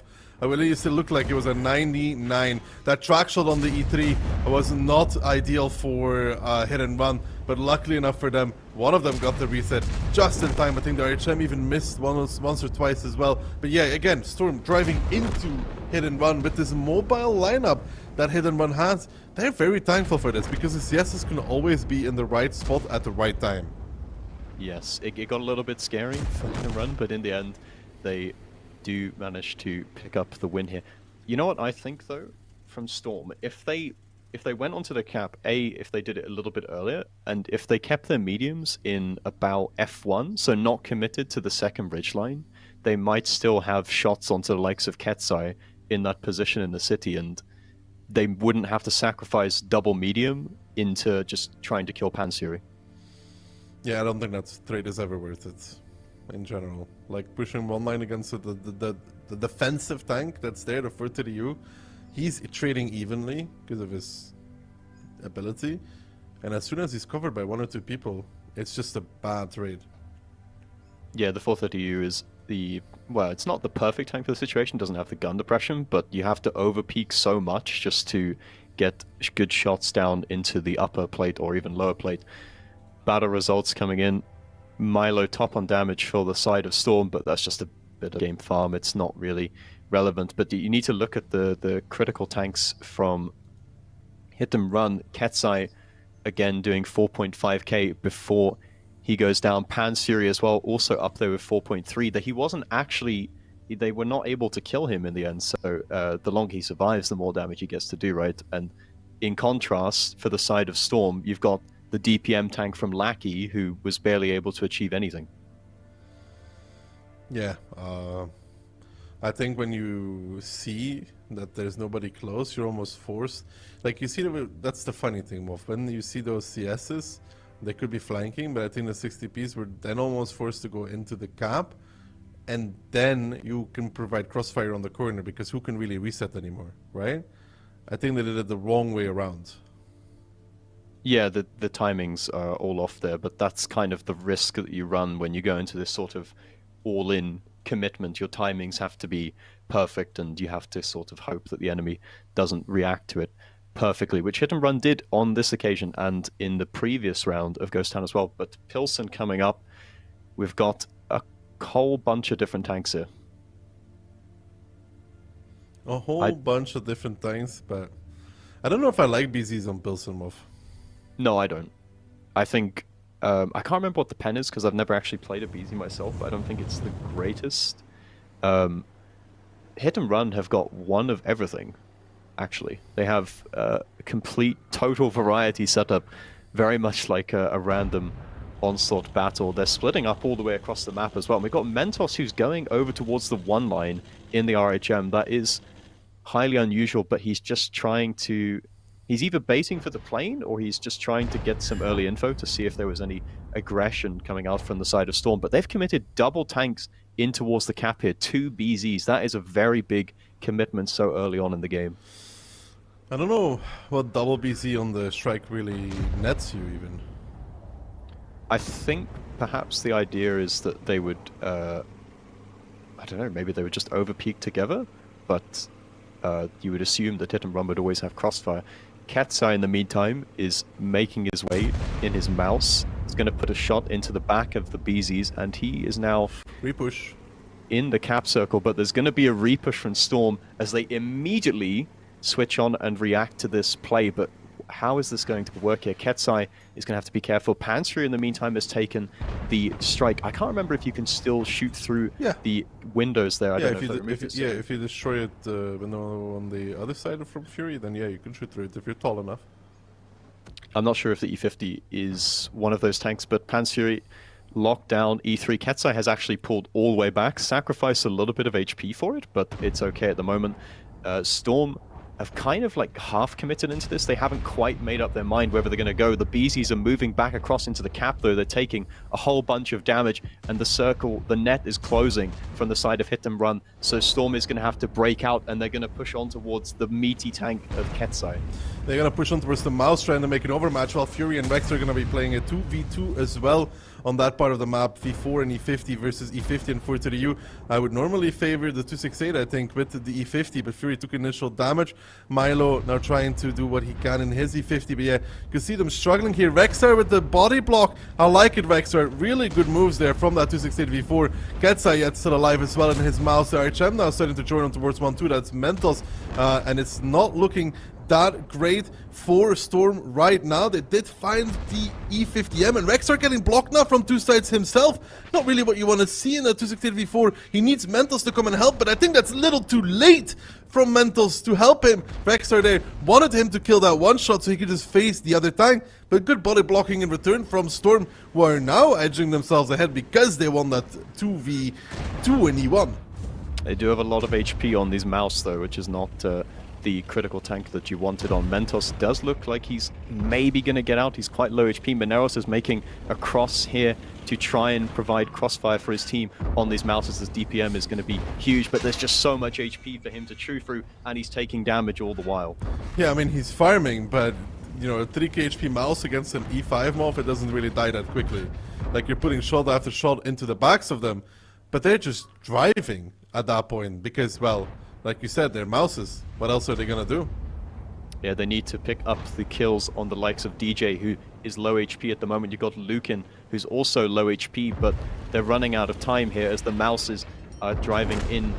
They do pick up the kill on DJ, and that is critical from the side of Mineros. It's now a 4v3 situation. Tsek is only on 7 HP, so Yuzek should fire an HE shell just to secure that kill, and he does so. Mineros, again with the wiggly movements in his E5, just trying to reposition all the while to get into the perfect position. He's at 5-6k damage move, and they are just not caring about Mineros. Mental's dying in the 1v1 against Lukin, who holds the angle and shuts it down. And yeah, this E5, farming for his life, but just too much HP to dig through. Yeah, unfortunately he wasn't in the kind of position where he could effectively focus fire. He just had to shoot what was available to him, and although he gets a lot of damage, it's almost irrelevant damage in the end of the day. Yeah, it's not that great for him, but now he's in an impossible scenario. I mean, he does have the strike, which is probably going to net him some more damage, but I think he realizes that Storm are going to take match point in this game of Pilsen #1. He puts the strike, but he takes the damage from Lukin. He's dead, and yeah, Storm, it looked like they were going to struggle with the steady push, but winning E1 I think was huge. I think the RHM from, I don't know, was it Lukin? No, it was Mentos. He came in too late to the fight. Was unable to support Pan's Fury. He drove through the right instead of just driving in from the left, like first entrance. Because really, it would have saved him about like 2 seconds, maybe. I think he wanted to drive that way because it's quite a narrow corridor. Yeah, no, but he has to just kill the one shot. If he can kill the one shot, I don't think the V4 dies. Yeah, I think he was just worried about getting rammed and then not being able to circle around behind. But it was a close game. All the same, it looked quite good for hit and run at one point, but I guess the guns just weren't able to get into the game quickly enough. Yeah, they struggled quite a bit there. The first B in this kind of game where everybody's fighting and the first B is just doing some clipping. Against Storm's lineup, having that one tank that doesn't really contribute to the fight is also an issue. You lose E1 then, Mentos is then in a bad position after, because they lose that. I don't know, Hit and Run could have hold this, but they were not really able to support each other properly. Even though they did good damage initially. Yeah, I think you mentioned the Foch B, I don't even remember where he was in the game. I think that's kind of the story of like how ineffective he was in that battle. It's like, I don't even remember where he was or where he even died, to be honest. Anyway, second round of Pilsen coming up here. Storm on match point, and if they win this, they will go into the lower bracket final where they would play against Mafia. I forgot who won the game for a second. Well, I need Storm to win this. One I predicted for them, 2 my channel points are on the line. Oh, the precious channel points. Yeah, I'm making my way up, dude. I had 250k yesterday, and now I'm at, 780k before this match. If Storm wins, though, I'm at 1.5 million. Huge. My strategy with the channel point betting is always just to bet for the one that people don't vote for, because people will pretty much always, they'll vote for the bigger name or the name that they recognize the most. So I'll just always bet a little bit on the lower one, and that yields pretty good results most of the time. Always betting on the underdog. The underdog currently on match point, though, with double PC, double mouse, E50 for to the U, RHM. Nothing much changing. Hit and Run. They really like these E5s, and I don't know how convinced I am about it. I think, I mean, it might be like player choice, but Mineros has played the E5 in a whole bunch of games, and he's done a lot of damage, but it's not really been converted into a win at any point. So they've got the higher DPM tanks, they've got E5s, E50s, and then they've got the burst, the Foch, where Storm is going with the sort of HP pinatas of Mouse and BZ. I mean, BZ even has its own heal circle, right? So it's HP against DPM here, and Storm with 3k advantage at the beginning. 3k advantage in the beginning to get the BZ on towards the strike. So all in all, not that bad for them. You have to utilize that extra HP though, because if Hit and Run's lineup gets to engage you with the DPM that they have and burst, you're in trouble. Yeah, it looks like it's going to be another fast push. The E5 is just hesitating in D6 at the moment, but there's a push coming through the 8 line for the E50s. The Foch B is there as well, but Storm are just bailing on this completely, and they're going to try and go for the cap. Ketsai is there to block it, of course, because it's an encounter cap circle, but he's got to stall out for quite a long time for the rest of his team to get back in the game. He does indeed have to stall out for quite a while for the rest of his team.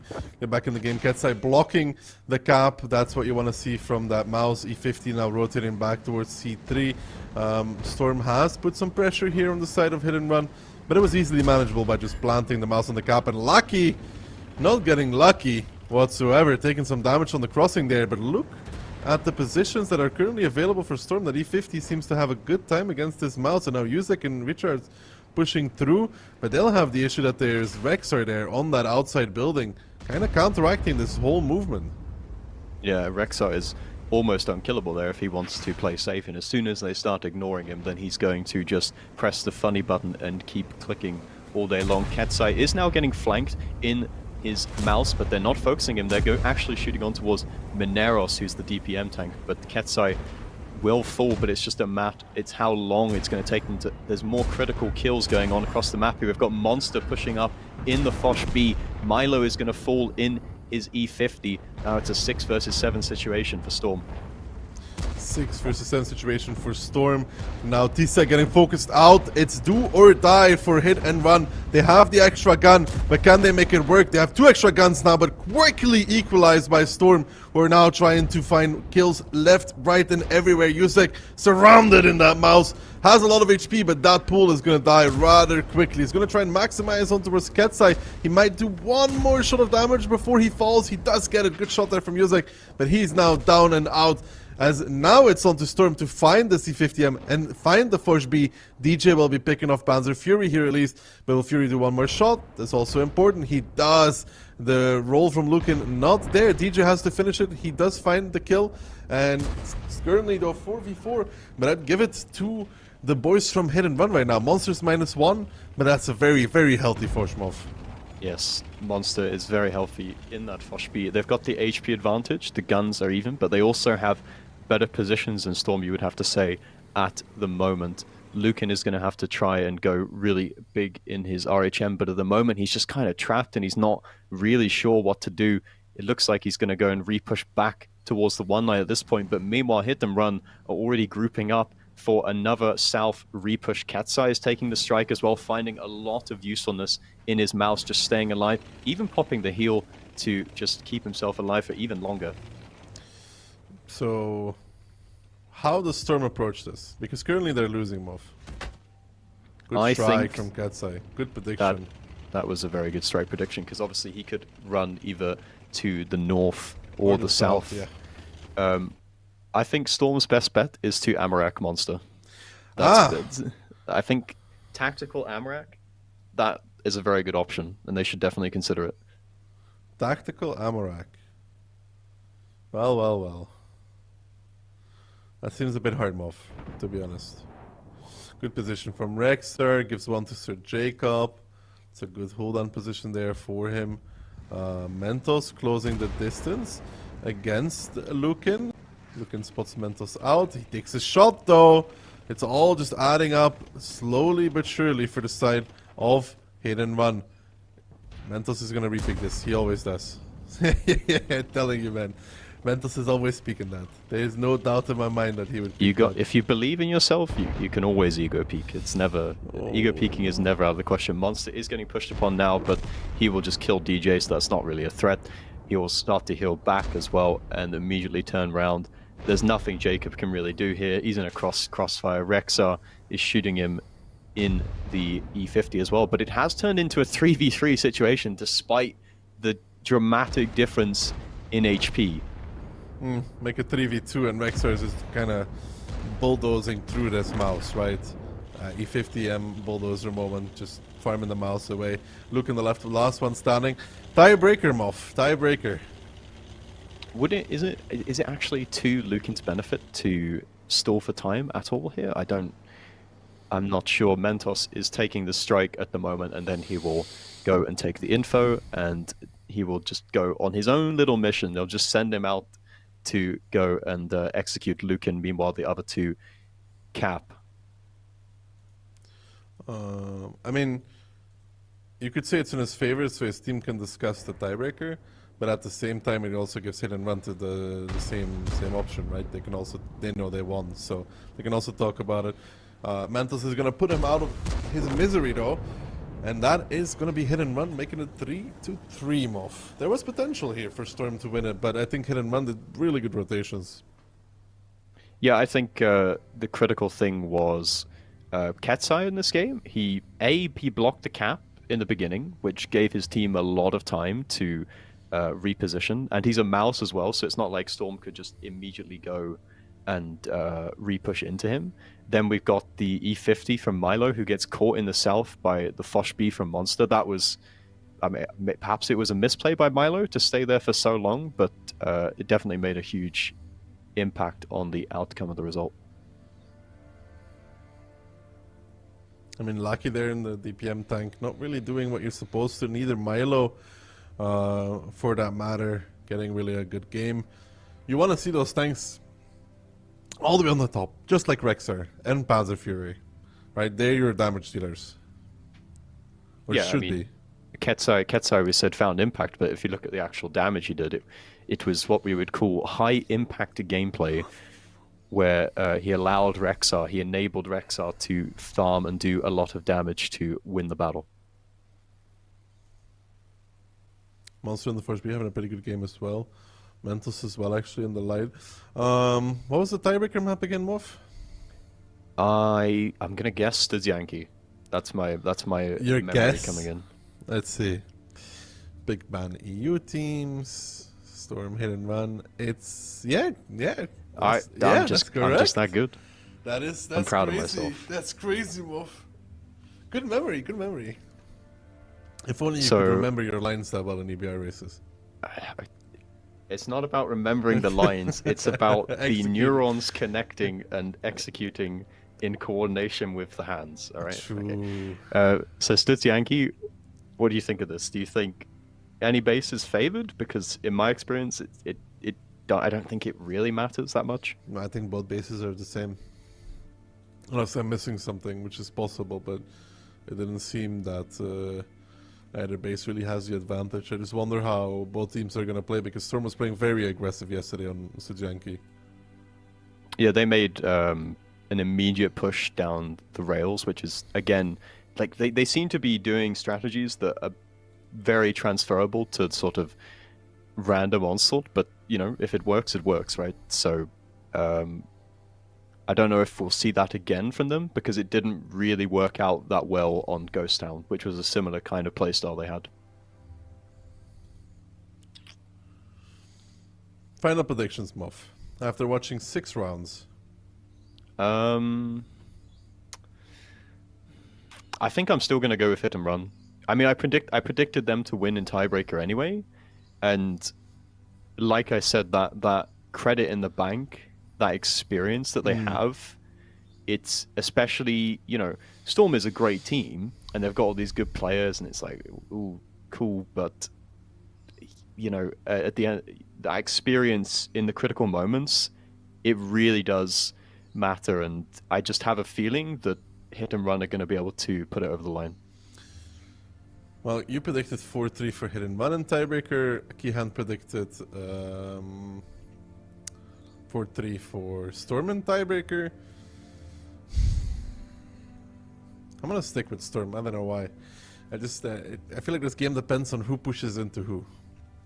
Maybe. I mean, hit and run. I mean, they both had their fair share of just like YOLOing. So whoever pushes first loses, I guess. Let's say it's 50-50. It either works or it doesn't. If it doesn't work in the first game, it can still work in the second. Yeah, one team will win and one team will lose. That's a good prediction. Unless it's a draw, then technically neither team wins, but we're like, here. And then we just sit here and beg for Kihan to tell us all the various possible outcomes with tiebreaker, where it's like, if they do more damage, if kills, battle time, or something like that as well. Well, it's kills first, then it's damage. I think it's damage dealt after that, Yeah. and then I don't know. I can't remember. I almost think it's fastest win at that point, but I'm not sure anymore. You know, I never calculate to play tiebreakers, Moff. Nobody does. Just assume that you'll win, and then Assume that you'll deal win. with- Assume that you'll win without drawing. That way, you don't have to think about those extra rules. that is the best way to move forward. I don't know. I'd still Storm if they do come out on top. I think it's going to be quite. I don't know. I don't know if I'd say a big moment for them, because hit and run. It's, you know, Invil as well. It's always, they're always kind of seen as the kings of competitive water tanks at the moment. So if Storm can overcome that hurdle, then it's like, oh, can they win the whole thing? Because they only narrowly lost to Cashback, and they should have beaten Cashback as well. So if Storm win here, then, you know, they could definitely win the whole thing. It's not easy for them though. It's a long day to win it all from the lower bracket. Same for hit and run. You play this match, you go straight into Mafia, which is again going to be a very tough match. You have very little downtime. You just play the tiebreaker. Then you have to play your next match. You have to win that, and then you have to win the grand finals. It's potentially another, well, next match could be 7 rounds as well. Then you have 14, and then 9 extra rounds. That's a lot of World Tanks, Moff. Yeah, I mean, I don't have experience from playing the tournament personally, but playing those old Clan Wars campaigns when you got to stay up like game after game after game, and then you really do get to this point of burnout, and then the final game is usually the most important one, and suddenly you're like, oh, I've just got to switch on and lock in for this. But I mean, we always talk about the difference between upper and lower bracket, and would you rather play the whole day, or would you rather sit it out and risk going cold? Because obviously, unlike with other tournaments, we play all of the games on the same day, so the upper bracket benefit isn't maybe as strong as in other game modes. And there's benefits to playing a lot in a row, and there's benefits to having a break as well. It depends. Some people like when there's a long break, especially if you're like Cashback. So you win your upper bracket match, really cool, you're pumped. And then you have this match, which takes quite a while longer than your match already. So that's quite a bit of downtime, so you're already getting a little bit relaxed. And then potentially you have to wait for, well, not potentially, you have to wait for Mafia versus the winner of this, which could also be quite a long time. Not being asleep by the end of that is not the easiest thing in the world. Like remaining focused and ready, because you can't really prepare because you don't know who you're gonna play. You can have you can have like a guess when you're watching, you know, the match next, like 2-0. Okay, you can kind of start like they'll play it out and win, but even then, stranger things have happened. It's really, you know, if you could prepare, it'd be something, but you can't. You don't know the maps and you don't know the team. Yeah, that's why I said, you know, in other events and other esports, you know, they would just, it would have the day off, the rest of the day off, and they could go and chill.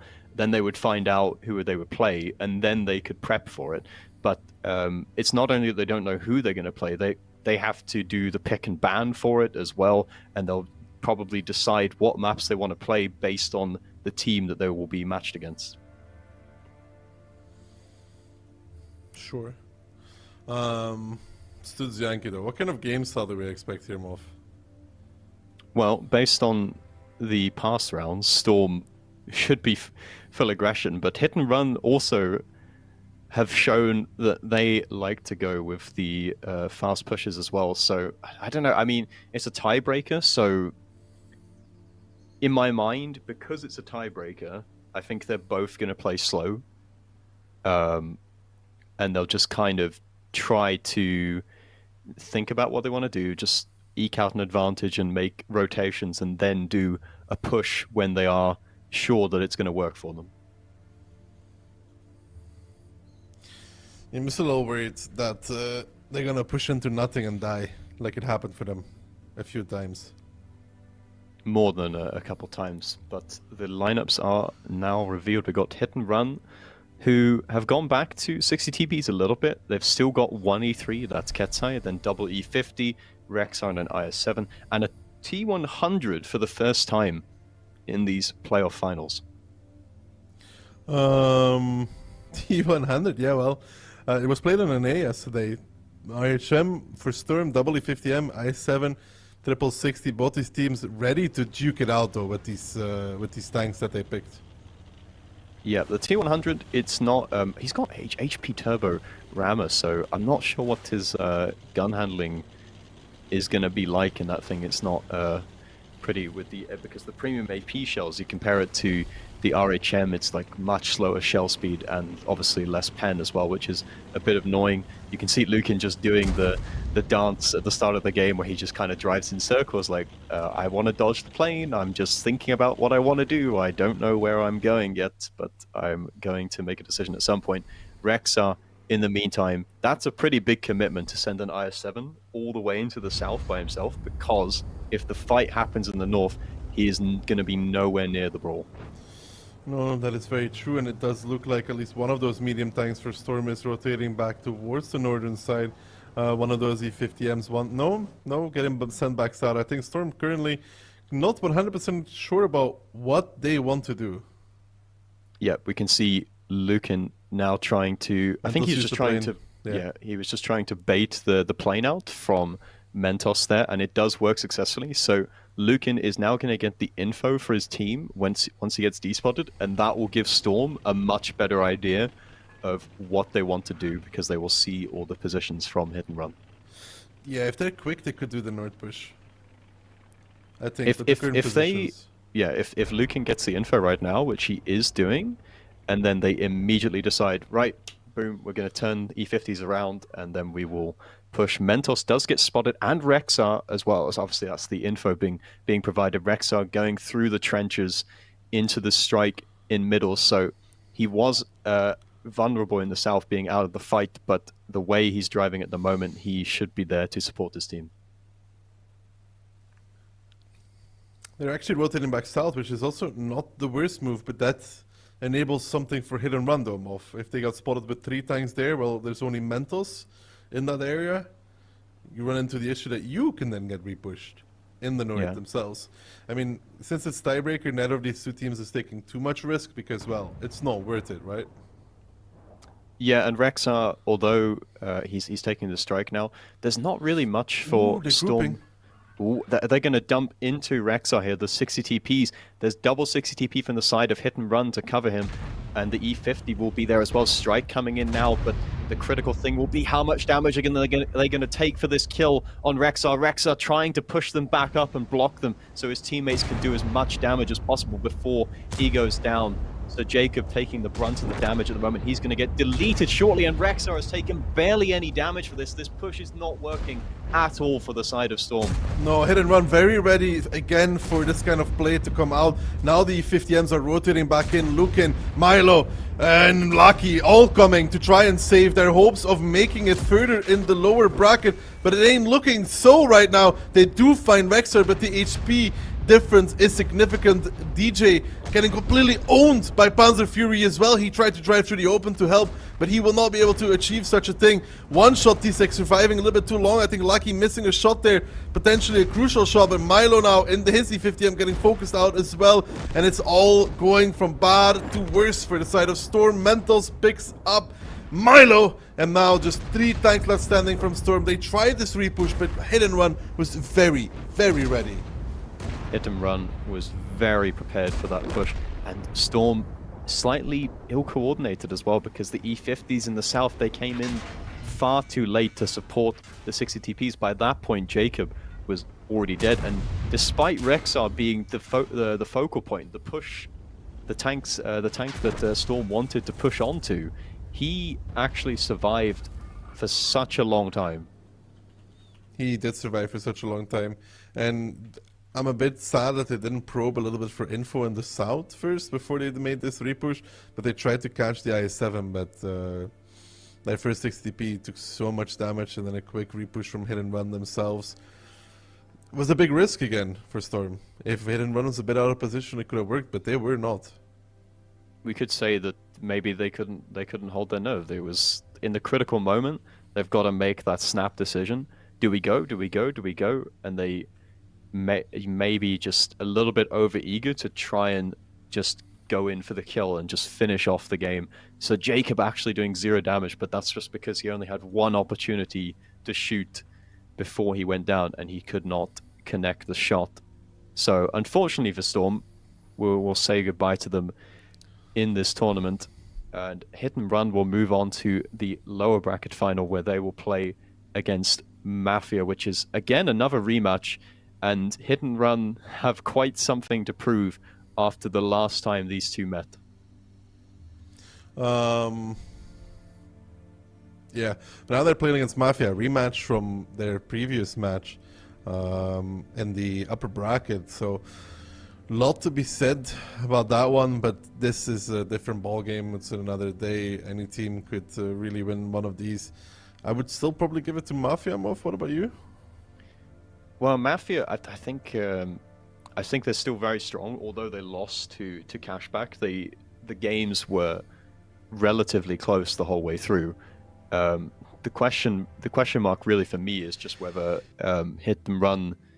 I mean, they looked better against Storm, and Storm had a good performance against Cashback. So is that a sign that Hit and Run have actually improved? I guess we're going to find out. I'm not sure. I think it will be close, but I think Mafia will still edge ahead. I don't know why. Yeah, perhaps Mafia obviously bested them the last time they met, and Hit and Run with those pocket strats that they used against them just didn't work out. There was a lot of experimental rounds there, which was a bit interesting. If we're going to see more experimental strats from Mafia against Hit and Run or Hit and Run against Mafia, we'll find it out when we come back after the replays from the previous match.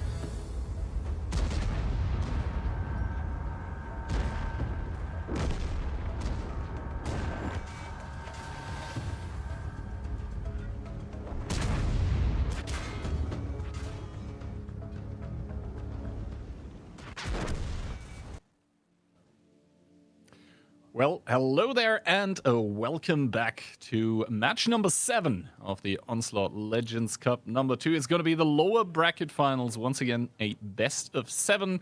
And I guess if you were British Keyan last round, I guess you're British Darky this time? Oh, I wish then I'd be a superstar for sure. But never mind that. We've got Mafia against Hit and Run, which is a rematch from the upper bracket game yesterday. And Mafia, although it was quite a weird momentum-based game. We had Hit and Run, who came out early, taking 2 rounds on Glacier, but then Mafia just hit back with 4 straight wins in a row. And Hit and Run really looked quite shaky, and the strats they were doing were somewhat questionable.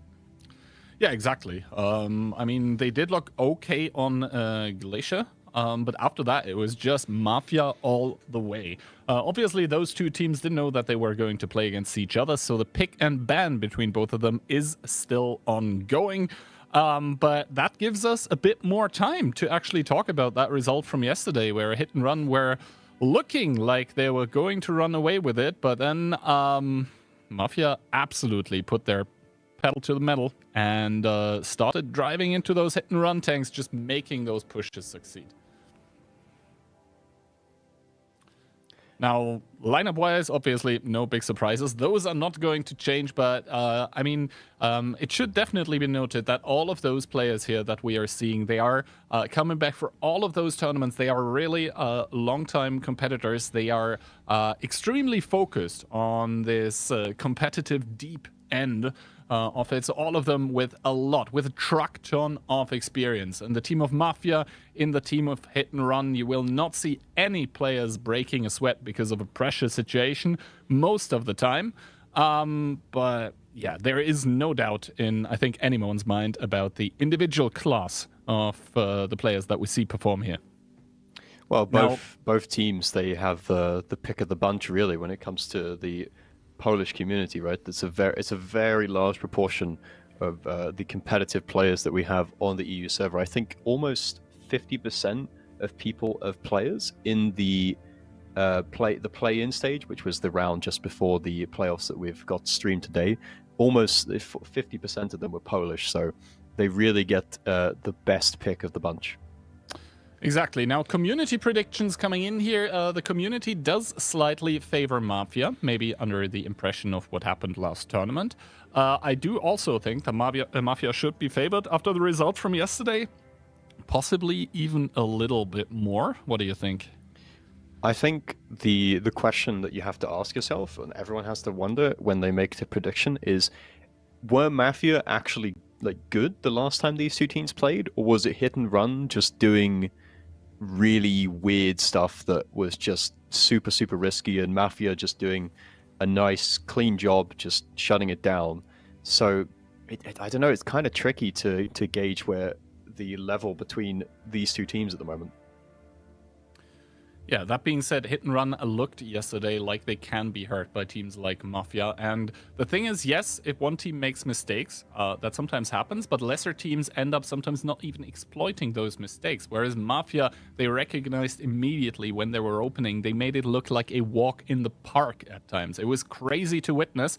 Now, pick and bans finally here. Studzianki and Siegfried Line getting removed by the team. Then Pilsen pick coming through for Mafia, being countered by Cliff for Hit and Run. And I think yesterday, Hit and Run didn't look good on Cliff. They didn't look good on Cliff yesterday, but historically it's still a nice map for them. It's all about those quick rotations and fast reactions to pushes. They've also been allowed to pick Glacier, which is interesting given that it was the only map that they took rounds on when these two teams played against each other yesterday. So Mafia clearly feeling confident, like they can learn from what happened yesterday and take the fight to Hit and Run on their home turf, if we say that. Now, the potential tiebreaker, if we get to it, would be Ghost Town. Also very, very interesting, but of course, first off, it is Pilsen. I think quite an interesting map with the possibility for a lot of openings. Essentially, you can go like super heavy, or you can also go a bit more mobile. And we saw that actually also in the past match. where the mobile and nimble tanks sometimes did struggle to just pepper away all of the HP in a timely manner. Yeah, but remember as well, yesterday, Hit and Run, when they played against Spell after being relegated to that lower bracket, they picked, I think it was 4v4s, and the strategy, or like the moral of the story was, it was just so confusing as a strat as to where the V4s would push, where are they going to go, what are they going to do, that it actually worked in that case. Obviously, it has the same ability as the E3 that we've mentioned, where if they shoot at you and if they bounce or if they do damage, then it's just going to improve your reload. So there's a lot of potential for what teams could do here. There is indeed a lot of potential, and I think the special battles for all the players have now popped, so less than 5 minutes until we are going to get our second look at a Hit and Run versus Mafia matchup. And as weird as it sounds for me to say, I think it is actually the team of Hit and Run that have something to prove here.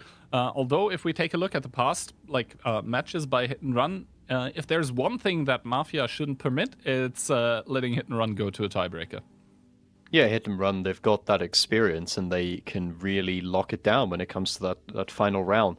I mean, Mafia, we've got to remember, they are the defending champions of this event, so they will always be the favorites in this. It's just because Hit and Run has that history in the game that we're just kind of like, are they going to make it happen? Are they going to make it happen? Are they going to pull it off again and bring some amazing comeback?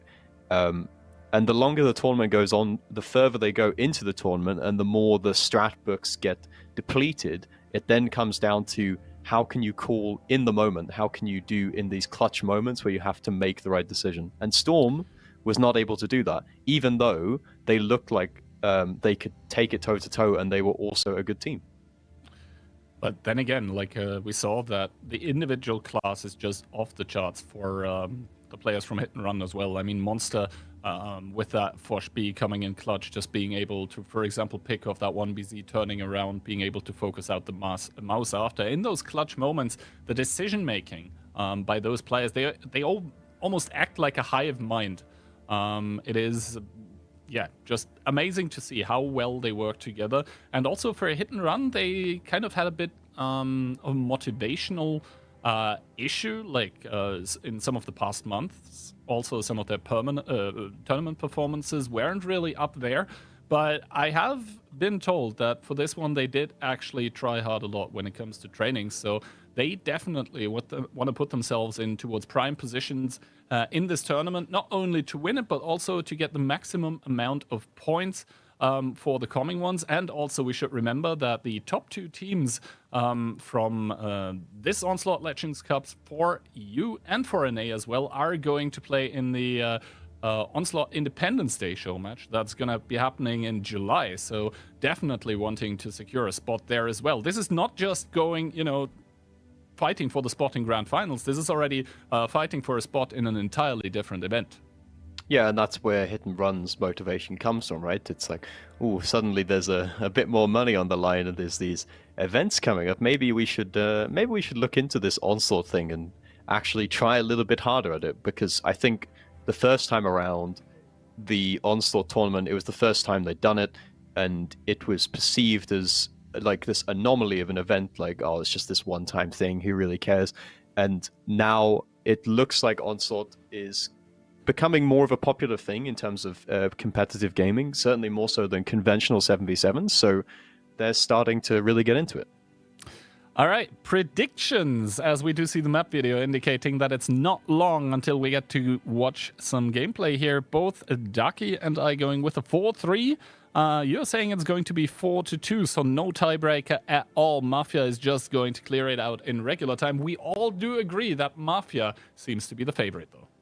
Yeah, I'm kind of flip-flopping on my decision now. I'm thinking maybe I should have put Hit and Run tiebreaker again, like I did for the previous round, because if it's the same kind of feeling where it's like the longer the tournament goes on for, you feel like they're just getting stronger and their confidence is coming back and they're just getting more and more into it. So Mafia have really got to shut it down and shut this momentum off now.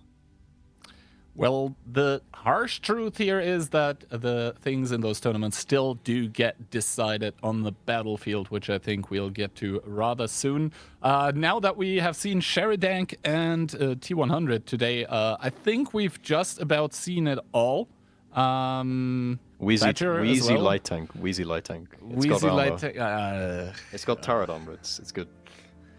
It I will mean- ram the RHM and put controlled impact on Spore Liner, and then ram the RHM and win the 1v1.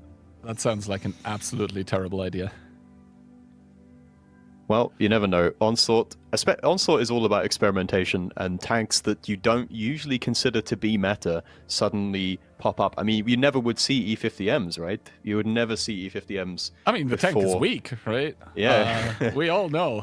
But yeah, Hit and Run coming out into this lower bracket final here, and they're trying to get towards the grand finals with a Mouse W5, 1E50M, 1 Foch B, 1V4, and the Rheinmetall.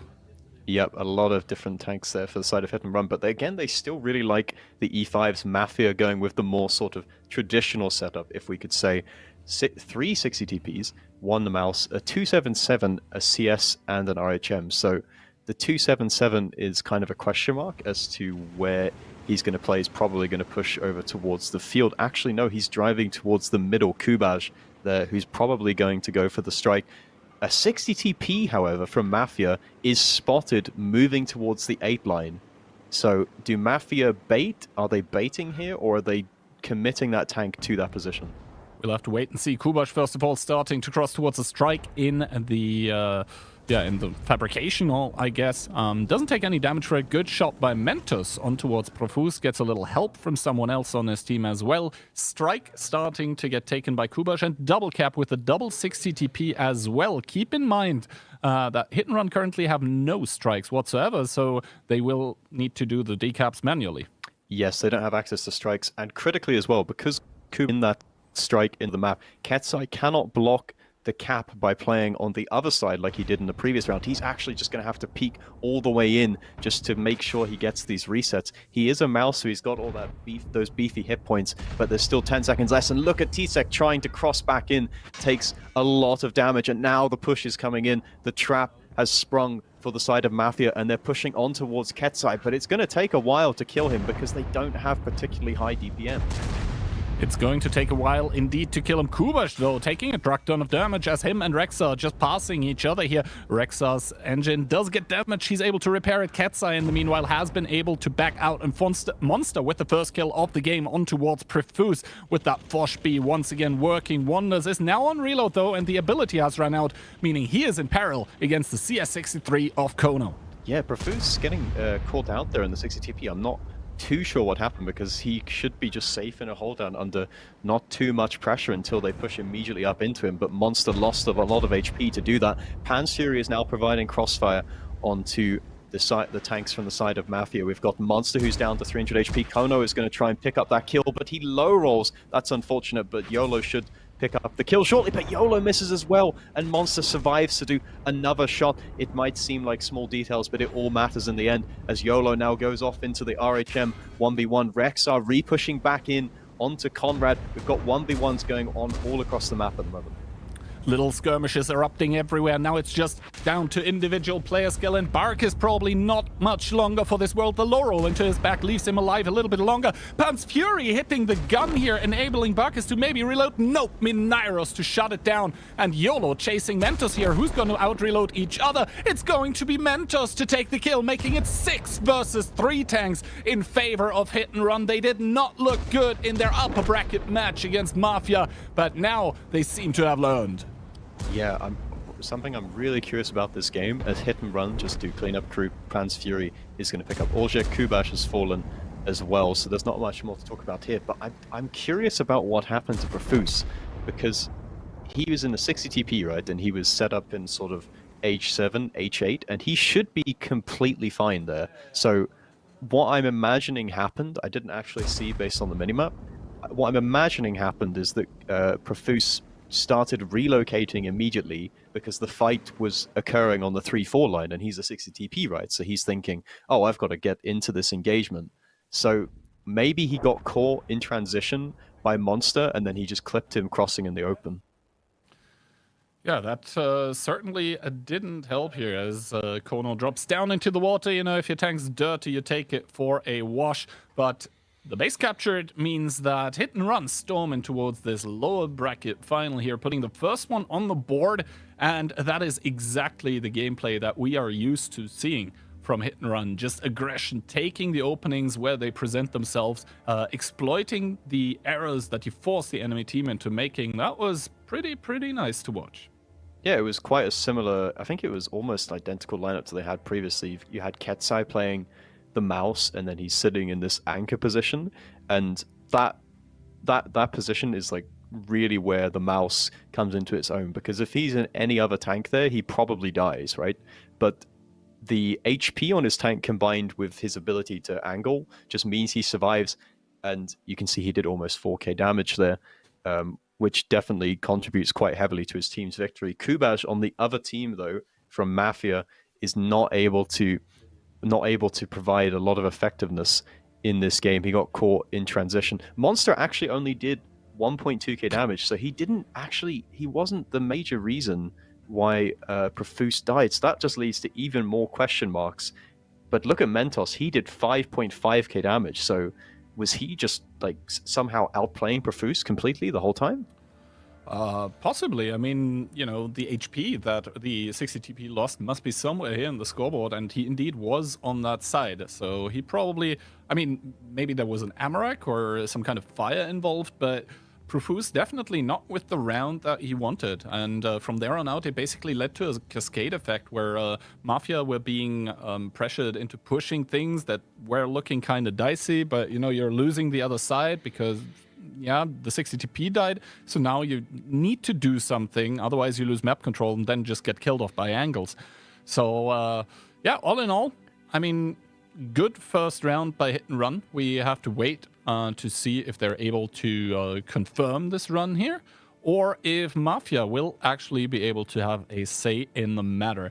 If the past match in between those two teams is anything to go by, then if one team takes a round on a map, then they're going to take both of them. It's doubtful if that trend continues. Sides are going to be switched, and let's open the curtain for game number 2 here in between Hit and Run and Mafia. Yep, Hit and Run with a strong start in this one. Again with the E5, so it is a reliable pick that they are trusting in. Monster in the Foshby again, E50, Ketsai in the mouse, so very... is it identical lineup? I think it's slightly different. No, I think it is identical lineup from the side of Hit and Run. Mafia bringing double 277 this time, double mouse, 60 TP, CS, and an RHM. Now, personally, I'm not the biggest fan of the 277. I just find the gun handling very iffy. That being said, though, it is a very potent tank as soon as you get into a hold-down position and do it fast. Now, we do see the reshuffling by all of those tanks coming out here just because they want to sort of, you know, keep the info to themselves as to where they're going to go. As a Minairos, they're starting to trade with Orzek. Good shot, good high roll from the mouse, though. Yeah, I mean, Mentos is either AFK or he's just decided that the way he wants to dodge being replaned is just by sitting in the middle of the open in the spawn location. It's reverse psychology if I just sit here. But I think he must be disconnected or something. I don't think he would sit there for that long a period. We've got a 60 TP from Mafia who's taking the info. That's not something that you see every day, just rolling up, sitting in the middle of the open, full of confidence, and just takes the info for free. And they will realize that Mentos in the RHM is not moving, so maybe they will consider going for some quick aggression to catch him out before he has time to get back into the game. I mean, maybe. Then again, it might all just be, bait by Hit and Run. You can also fake having a timeout. That would obviously be 700 IQ. That would be so far ahead mentally. Like, I don't think that's what's going on. But if that were, then that would be genius. We've got a CS being pushed up from Mafia to behind the building in H7, H8. So anyone that plays around that area, he'll be able to proxy, and he can peek from there unspotted in his CS. But it looks like it's going to be a south corner of the map brawl, which is not something that we see every day. Pan's Fury and Monster just kind of holding down two different angles here. Monster just sort of waiting hoping to catch someone out so he can clip them. Bark is looking the most likely to push up into him. Yeah, the problem obviously being for Monster that with the HP modifier that is existent in Onslaught, this means that he cannot really completely clip out any of the tanks. He doesn't have the clip potential to do it. So even if Barkis comes close, like, yeah, he will dump his whole clip. He will probably do 6 out of 6, but little is it going to do to remedy the situation. Now, finally, Mentos seems to be back into the game. So we are at 7 versus 7 again. He does immediately get spotted on his rotation and takes a big one. Mafia sending greetings. Yeah, Monster now he springs the trap and he gets caught kind of in the open. Bark is in the hold down. Monster hits the gun. Monster's going to have to back out of this one, and that is not good for him. He's wasting shells and he's lost the element of surprise here. We've got a mouse brawl that's going to go on in the middle. Ketsai just sneaking up behind Comrade there. Rexar is pushing across the middle of the open. I'm not sure that's a good play at all. He's going to be in a complete crossfire from the CS and everyone else. It's all kicking off. We've got Pansfury being pushed on towards by Kono, but Kono's taking a lot of damage for this as well. Kono is surely going to go down, but will they be able to pick up Pansfury in return? There's a strike being placed. YOLO picks up the kill. Mentos is unable to provide the covering fire that his teammate needed. Exactly, 2 kills in quick succession here for the team of Mafia that managed to rob hit and run of all the DPM that is in their. Mentos and YOLO now starting to ram Kono as the one-shot that he is peeks up and takes the kill, and now Monster seemingly having reloaded, but once again the issue persists. He doesn't have the clip potential to do this, and already Kono and YOLO starting to approach that Foch. Be like, yeah, he's going to get some HP back, but he's on a 30+ second reload. Surely that will be the end of the team captain of Hit and Run in this match as well. And Mafia, they lost the first round, but still 7 tanks alive in round number 2. Yeah, this one is very much a blowout, and we could say that it probably all stems from the fact that Mentos was either disconnected or AFK, unfortunately for his team. Not only is he like a tank that's very important to not be AFK because the RHM, so he's got to play for map control and provide info for everyone else, but it's also going to create confusion in the team comms because it's like, well, what do? We have this strategy and this plan. We never I don't think we ever really got to see what Hit and Run wanted to do in this game because they were just completely disjointed. Exactly, as Kubash now puts the nail in the coffin for Minairos, we find ourselves at a 1-1 scoreline here in between Mafia and Hit and Run. So for the first time in the playoffs in between both of those teams, a map is getting split. The next one, I believe, was Cliff, so that's going to pick up a lot faster. Yeah, Cliff is definitely going to pick up the pace in this lower bracket finals. Cliff, you know, I would say, I don't know if Hit and Run are favored on it, to be honest, anymore. It's Onslaught. It's not the conventional 7v7.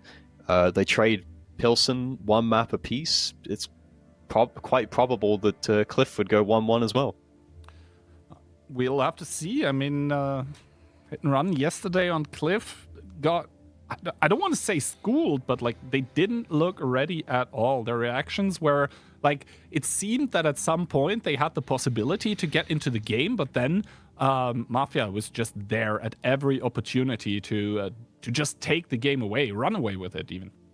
Well, that's a sign of a good team, is that you know, the going aggressive is always nice when you can make it work, but being able to hold the aggression and contain it is equally as impressive a skill set. We can see Kono doing a lot of farming in that game. He was just in the middle of the brawl for the whole time, but I don't know. It was almost like they just forfeited that round, to be honest. Rexar just kind of drove in, and that was that. Yeah, I think Rexar was maybe banking on the fact that he drove into a few like smaller-ish alpha tanks, and that he was going to be able to provide a lot of DPM with the 2684 on towards the Rheinmetall and the CS that were pushing the house position with the E50M of Pansfury, I believe. But yeah, it certainly didn't look perfect. Now, however, Cliff being a yeah, I think different kind of beast than Pilsen, you might say. Cliff is one of those maps where you need to immediately take positions in the middle of the map. If you are slow, that always leads to the enemy taking map control and just shooting you apart. So I think we're going to see a lot of all-out aggression by both of those teams that have demonstrated that they're able to do that. I'm mostly waiting for what Hit and Run actually is going to do, because yesterday, not good. No, they might have to go back to the drawing board and sort of reimagine how they want to play this map. I don't think they're going to be bringing the kind of trademark E5s that they brought in a lot of the rounds that we've seen recently, because the E5 is a bit slow for those mid brawls, and then you've got the Cupola playing on the ridgeline. It's not the most enjoyable experience here. They might bring a Sheridan though, given that it's quite brawly, and they elected to bring it in one of the rounds on Westfield previously. We'll have to wait and see. I mean, the Sheridan currently is sitting on 0% win rate in the tournament. Meanwhile, the T100 actually on 100%. So take from that what you will. No Sheridans, no T100s this time. Mafia coming in with quadruple BZ75, 1 CS, 1 Force B, and the light tank. Yeah, both teams bringing a lot of BZs here. We've got Hit and Run this time bringing 277s. I'm not, like you said, I'm not really a fan of 277. I'm not really sure what it's supposed to achieve. It seems like kind of a middle ground of a whole bunch of different tank skill sets. Both teams bringing 1 CS, 1 Foch, and 1 RHM. So the only difference here being the 277 over BZ, the side of Hit and Run. I mean, obviously, it does have the smaller, alpha, quicker reload. So with it, you can pick up kills a little bit easier. But then again, you have the Rheinmetall, you have the CS63 to do that for you. Now, split-wise, both teams are going to split off the Foch towards the 1-2 line. And otherwise, everyone going to the middle with the CS63 of Mafia going towards the crossfire position in D4. Does take one shot for his troubles. Good one by Mentos. Yep, YOLO going around the hill. Meanwhile, Pan's Fury, I think, did he get set on fire there? He crosses over towards the donut. Info being taken early on by the Foch B for the side of Hit and Run, and that's going to give them an idea of how they want to react to this. Both teams just waving to each other as they go up the hill. They said, we will meet again, and then we will have another brawl. Mentos is there waiting for his team support. So at the top of the hill at the moment, it is a 4v3 situation. YOLO is going to struggle to find impact in this game as it is at the moment. I mean, YOLO did take the strike. Good shot by Ketsai into Profus, who takes another one by Mentos down towards the 800 HP. He's going to heal back a little, but that is an opening that Hit and Run will try to exploit. Currently, the HP dead even. Ketsai jumping down on towards Profus, but Minairo's coming as well. Quick 1-2 double tap combination sends Profus to the garage, and now Bach is hard pressed to find anything. He boosts up to find Rexar. Yeah, Bach is going straight over the top, recognizing that they need to pick up these kills, and he does do so. Now can they catch Mentos, though, with a nice HE shell? Bach has fallen down, and Comrade is going to have to bail from the hill here. He's got to stall out for as long as possible, but he's taking damage all the while, dropping off the hill here as they give chase to him. Kubaj now trying to make something happen in the donut, but he's fighting against 3 tanks there. He's got Orzhek who's coming to support him, but Kubaj is not going to be able to focus out one of these tanks. He just does not have the shells for this situation. I mean, Monster here pumping all of his shells into Kubash, who survives on 164. The ability seems to have run out. No HP restoration. Pan's Fury to pick it up. And now Monster on the long reload here as well. Takes an HE from the Rheinmetall behind him. This is far from over, but Hit and Run with their HP advantage and with their experience. It seems like they have done it again here in round number 3. Yes, YOLO coming in with a lot of HP still, but Ketsai almost full to seal the deal here. Hit and Run once again in this lower bracket final are gonna be putting themselves ahead. Yeah, again, Profus getting caught out in another round. He took early damage on the hill, and that just was all the invitation that Hit and Run needed to immediately overpush the hill. They already had an advantage because it was a 4v3 situation, and I think that they kind of misread the situation there. They didn't have enough support from the lower side, from overpeaks on top of the hill, and it was just an annihilation up there. Yeah, exactly. I think also Hit and Run was able to put more damage in towards the BZs that were crossing up, and then they essentially found Profus there on the outside pretty low. So that was the opening that they needed, and from there on out they just played the cascade effect once again beautifully. So yeah, for Mafia, this is kind of meh news. Now, not only did you lose a round, but you also lost a round on a map where yesterday you clearly were the better team. Hit and Run, it seems like they have spent the night preparing for a lot of different scenarios, and that preparation is paying dividend currently. I don't think there's that much of a difference between the two teams, and like especially in this round, what they're doing was relatively similar. I mean, they both had Foch Bs on 1-2. They both went up the hill. I think at the moment they're just executing better in the critical moments in that game. They just immediately saw a pressure point, immediately saw a weakness in Profuse, and they're like, right, let's go, boom, done, win, next game. Yep. Now, this is obviously best of 7, so we are not there yet at the endpoint, but Hit and Run, they will be looking for that next point to put themselves up on match point already, and that is obviously something that if you're Mafia, you never want to let that happen. Facing off 2 match points, even to only have to go to tiebreaker, is a feat that very few things, I think, could pull off against Hit and Run that finally seem to hold their own when it comes to Onslaught as well. Yeah, they've found their form. They've found their stride in this event. Like I said, I think the longer it goes on for, the more confidence and the stronger they will get. So Mafia are going to have to hit back with another round here to try and tie things up 2-2. Otherwise, they will be facing match point on Glacier. Exactly. So Mafia looking to equalize the scoreline once again. I guess relatively soon we'll see if the lineups hold any kind of surprises for us, or if it's just going to be fairly straightforward once again. Lineup-wise, we do see Hit and Run coming in once again with that triple BZ 1277, 1 CS, Foch B, and the light tank. That's the same setup as last round. Yeah, meanwhile, Mafia are bringing double IS7, so that would probably suggest that they don't want to play for hill. They've got Orshik in a TVP, which is pretty handy for clipping anyone who wants to go up the hill in the early game, like an RHM or a CS, for example. But Mafia switching things up after it didn't work in round 1 on Cliff. Yeah, I have a little admission to make. Personally, I'm not the biggest fan of the TVP in Onslaught. I think it can look fancy, but it is incredibly hard to make it work well. Like, when it works well, it's obviously crazy good, but getting there, difficult.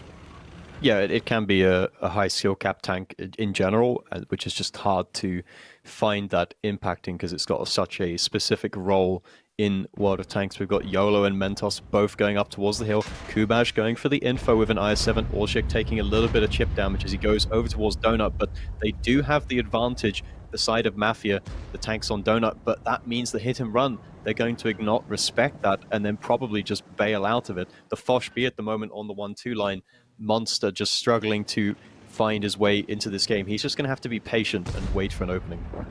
Now Ozek here starting to clip out on towards Pan's Fury, who is moving up the hill. YOLO losing the fight on the hill against the counterpart of Mentos. Barkus there also having a say on towards the tanks that are starting to boost up the hill. This is going to confirm hill control for Hit and Run for the time being. But Rheinmetall not really able to fend off against those BZs. Now Mentos finally with the spotting point. He doesn't pop it right now though, and I think we might see a repush forming here by the team of Mafia, but that repush in towards the middle is always so costly. Yeah, this repush, Ketsai is very much covered by his team at the moment. They've got control of hill. Ketsai is just biding his time. The Foch B, you can see he's just sneaking around the back, but he's got to be careful with doing that because if they just turn around and face him, it's going to be a problem. But meanwhile, Hit and Run are not waiting around at all. They are over pushing middle. Profuse, again, is the tank that's caught out, unfortunately. Doesn't really have much support from his team, who's all sort of caught up in Donut. Ketsai is doing his best to survive for as long as possible by driving in circles. Profuse is going to get picked up shortly, and then YOLO, who's been caught out as well. Monster has pushed Donut in the meantime, but is unable to get the kill on Barkis, but Barkis gets tracked by Ketsai, so he's unable to circle back around the rock, and Monster is going to get another clip out before he goes down. Kono will pick him up, but it's going to take some time here as we've got a 5v4 situation. Chaos ensues here as the little skirmishes once again all over the map. start taking place. Now, Kono, he needs to kill Monster here, who I think he missed here even, and Monster has healed up past the 490 damage mark. This means that Kono cannot one-shot the Foch here. He might even be able to reload. I think hit and run, they're just going to use a strike to maybe kill Kono and ensure the survival of the Foch B. That being said, Conrad being pushed off by Minairos, minus 1500. Well played to him. That is a game changer because this battle is still very close and he's just suddenly lost 1k. But not only has he lost that 1k, he can no longer participate in this game. He's got to go all the way back round to get back into the fight. Orshek is trying to figure out a way to clip Pan's Fury, but Pan's Fury's got quite a nice position there, and Orshek is at risk of being a one-shot to Pan's Fury, who's going to go for his rocket boost, is going to go for that peak and connect the shot. Mentos does not connect, however, and that means the Pan's Fury goes down. Mentos does pick up the kill now, but there's throwing going on all over the map at the moment. It is a complete free-for-all right now, but hit and run, they still have the Rheinmetall here available that is on quite heavy HP. This means Kubash is probably going to go down, not without a swing though. Conrad in the meantime picks up Minairos, and now Mentos just fail to make the confirming kill onto Kubash, leading to a 2v3 if you're looking at it from the hit and run perspective. And Mafia, they still have that BZ75. Yes, he lost 1500 HP on that drop down, but he's still very, very healthy on 1000 HP. Tsek covering behind that house here. He's also down to a slither of HP, 108, and I think uncharacteristic throws here at the moment by either team. This was far from perfect. This was just messy down to the wire. It's still very close now because Tsek, he was kiting around the building. Comrade and the side of Mafia, they don't know where he is, and Mentos is just using his advantage, his view range from distance to outspot these heavy tanks. Kubash is still a one-shot, and Mentos does pick it up. That is a good shot with the heat shells from the RHM, and they've still very much got a chance to win here. The HP is sort of irrelevant. Tsek is just staying alive at the moment. I don't think that he can leave this position. He's actually outspotting Comrade at the moment, so Tsek is making a round-winning play. Well, Mentos and Tsek combined are making round-winning plays because Comrade just doesn't know where he is. He knows that he's spotted, but Tsek is playing a brilliant game here, kiting around that building. Indeed, Conrad still spotted here, probably planed by Mentos as the information point gets taken here, and that is problematic as soon as the tanks get lit for hit and run. This is Conrad's go sign. Now, however, shot into the front, and now there comes the strike. It comes in and it kills Tsek here. This means that Mentos and Kono find themselves in a 1v1. Both of them are one-shots, but Mentos, he can take the strike here, and as soon as he has that, he can probably take the information point as well. He would survive another strike, so this round is Mentos's to lose. It is Mentos's to lose because he has the HP and he can take a shot from the strike. But the problem is that Mentos, if he wants to take the info thing, oh no, he planed him and he striked him. Oh, I didn't realize he started a plane, so anticlimactic finale there, but Mentos does bring it back for his team and they come out on top again. Absolutely. Those two shots to kill off the IS-7 and the BZ-75 after under time pressure as well, because the information point was being captured by the IS-7. Absolutely clutch plays by the Rheinmetall player for the team of Hit and Run. And that is going to confirm the scenario that we already know. It's going to be match point for Hit and Run. Yep, and they're going into their map that they dominated on yesterday. They're going into their map of Glacier that they're good at before. So I mean, dominating is maybe a bit much to say. I think they kind of struggled locking the rounds in, but there were like multiple skill issues when it comes to penetration, or when it came to penetration of a E50M. It was very, very entertaining matches to watch, but I think both teams will have taken note. Yeah, but look at that though. Mentos doing 5,000 damage in the RHM and picking up 4 kills. You're supposed to be a spotter. You're not meant to be a damage dealer, but he came up clutch and he only bounced 2 shots in the entire game. He hit every single shot he fired. But Tsek, he wouldn't have been able to do it without Tsek, who was able to just distract the likes of Comrade, because Comrade, he just couldn't do anything. He came back up after being knocked down and losing 1k HP. He thought it was a disaster for the side of Mafia, and then it turned out they still had a chance to win, but just the end game execution from the side of Hit and Run wins out. I mean, turns out that, you know, in the endgame scenario, it's better to have light tanks, medium tanks, than to have blind heavy tanks that simply tend to get outspotted. Now, this means that Hit and Run do convert their own map pick here 2-0, putting Mafia in a pickle, I would say. Glacier is going to be the map on which it possibly will all end. Hit and Run took 2 rounds off of Mafia there yesterday, so whew, tough times if you're a Mafia fan. Yeah, Mafia are facing match point. Hit and Run have 3 opportunities to close this one out and then move on to the grand final. So have Mafia got anything left? They run out of steam? Are they disheartened after losing versus Cashback?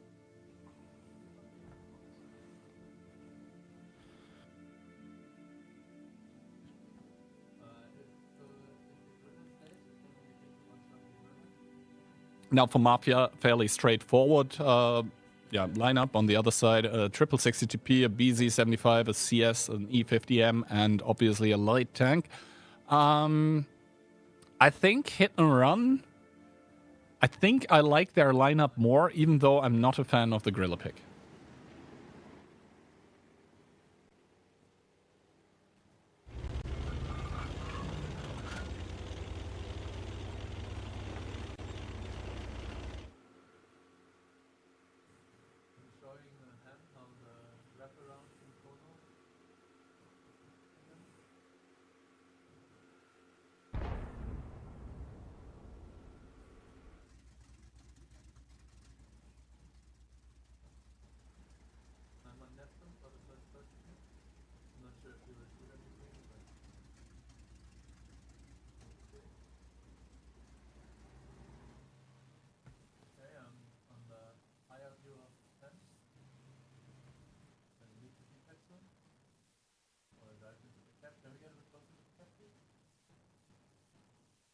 We'll have to wait and see. Capture of the base is now being halted as Katsai and T-Sec do come in here. The overpeak by the triple 60 TP of Mafia. They want to punish this stop off the cap, but obviously there's so many tanks behind that can just pour and deal the damage out on towards the tanks in the cap. Profuse, in the meanwhile, taking the aircraft carrier in that BZ-75. Chooses not to boost currently, but as the dust settles, I think the better end of the trade actually for Mafia here. But Kono completely caught out in the open.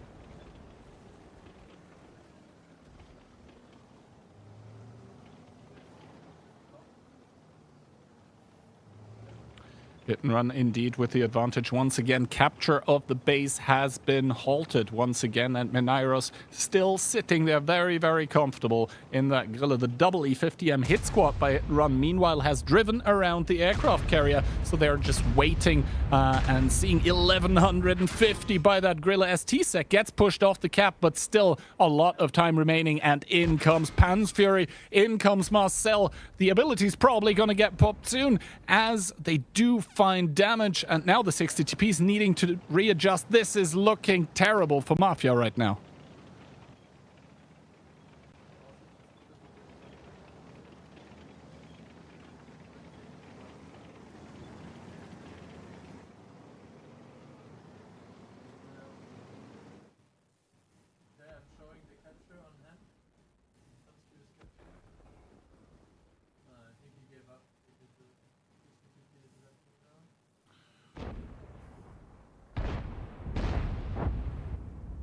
Ooh, Marcel taking 1, taking 2 by Profuse and Conrad here, who rotated just in time, and all of a sudden not looking that bad anymore for Mafia. Keep in mind that the Grille, that is 2,200 HP for Hit and Run that are never going to contribute or amount to anything, essentially leading to the fact that Hit and Run in terms of direct fighting tanks are 6 versus 6, but 2k down.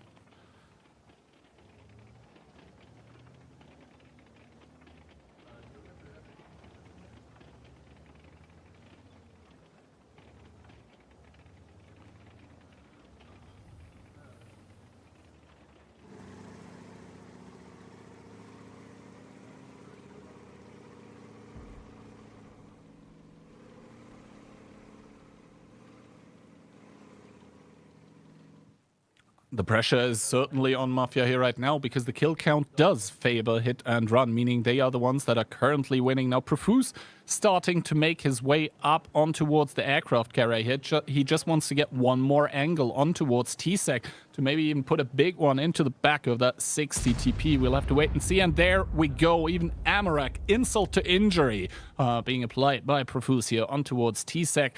I mean, that is also a bit of information going over on towards the way of Hit and Run, but I think Mafia have done a very, very good job so far of slowing down the game after losing that CS63 needlessly, I might add.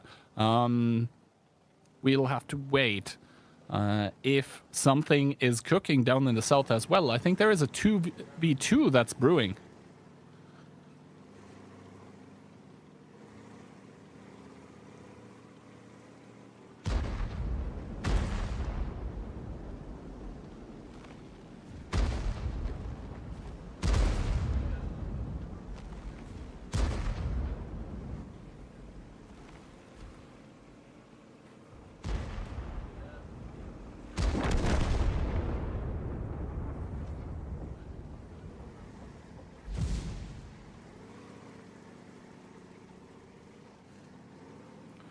Exactly, the light tanks being traded here now. But that actually works, I think, in the favor of Mafia here, who are now starting to lead in the HP department. Keep in mind that Grilla is not going to contribute. Now, Conrad starting to move around. He just took a strike. They have a rough idea of where T-Sec is, and triple cap has been started as well. So one of the tanks by Hit and Run needs to come close towards the cap rather soon, and then Profuse can even boost out and try and finish it.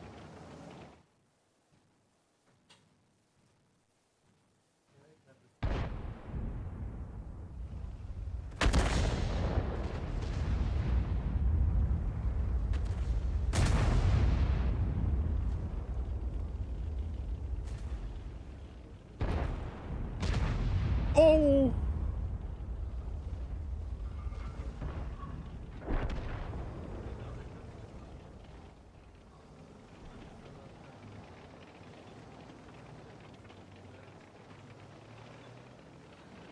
In the meanwhile, Hit and Run have formed a 2v1 situation in the south of the map as well. So the CS alone wasn't able to fight against the E50M, but now Pan's Fury has come as well in his own E50M as T-Sec falls here. Triple cap though, down to 15 seconds again. This is down to the wire at the moment. Ketsai has to commit close, being the one shot in that 60 TP towards the cap. 7 seconds.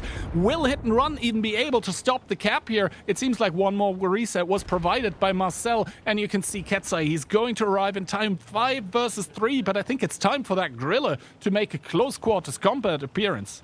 I think it was actually Monster who used his mini strike in the CS. It came in clutch. That's why you picked that CS63. Marcel may have also got a reset as well. Marcel now overcommitted slightly. Kubash is just going to peek on towards him, but how much damage is he going to take for this? The crossfire is huge. It's now a 5v2 situation, and all hopes of Mafia's qualification to the grand finals are ended here now, and Hit and Run pick up the win. Hit and Run once again when it matters. The boys around Monster are there, and they are going to stomp Mafia out of that lower bracket final. 4-1 the final scoreline, definitely in a different shape that they were yesterday, and they are going to also represent the EU region in the show match here. They're going to move on to the grand finals, but man, that match was neck and neck. It's like a completely different team, really. If you think about it, you can compare Hit and Run yesterday to today. It's like, what happened? They just woke up on the wrong side of the bed, and they didn't have their breakfast, I guess. Very commanding performance. Mafia had an opportunity there to come back into that one. Comrade dying to try and kill T-Sec.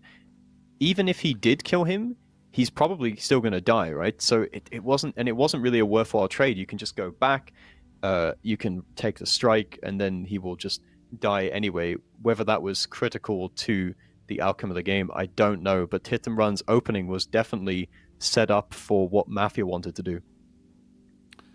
Indeed. Hit and Run here, doing a very, very good job today of managing to stay alive. I mean, they did get kicked down into the lower bracket immediately, but since then, I mean, double tiebreaker, but now they seem to have picked up the pace absolutely, 4-1. And this means that we are not going to get a rematch of the upper bracket final. That is pretty rare, I think. Most of the time, we're ending up with upper bracket finals being grand finals as well. Now, however, Cashback, who probably were sitting with their popcorn at the ready, I think for them it's time to crack their knuckles and get going, start to warm up for that best of 9 in the grand finals. What are your thoughts about that one? Also, do you think Hit and Run will try to play the same maps again, or are they going to cook on different ones? Well, in a best of 9, they're going to have to play most of them anyway, apart from their permabans, which I don't know what they were, but Cashback, it was kind of even between them and Mafia the whole way through, and Mafia have had close games against Hit and Run. So as for who is favored in that one, I mean, just based on the history of Onslaught, you would say Cashback, but Hit and Run have really proven themselves since yesterday, and they very much have a chance of winning.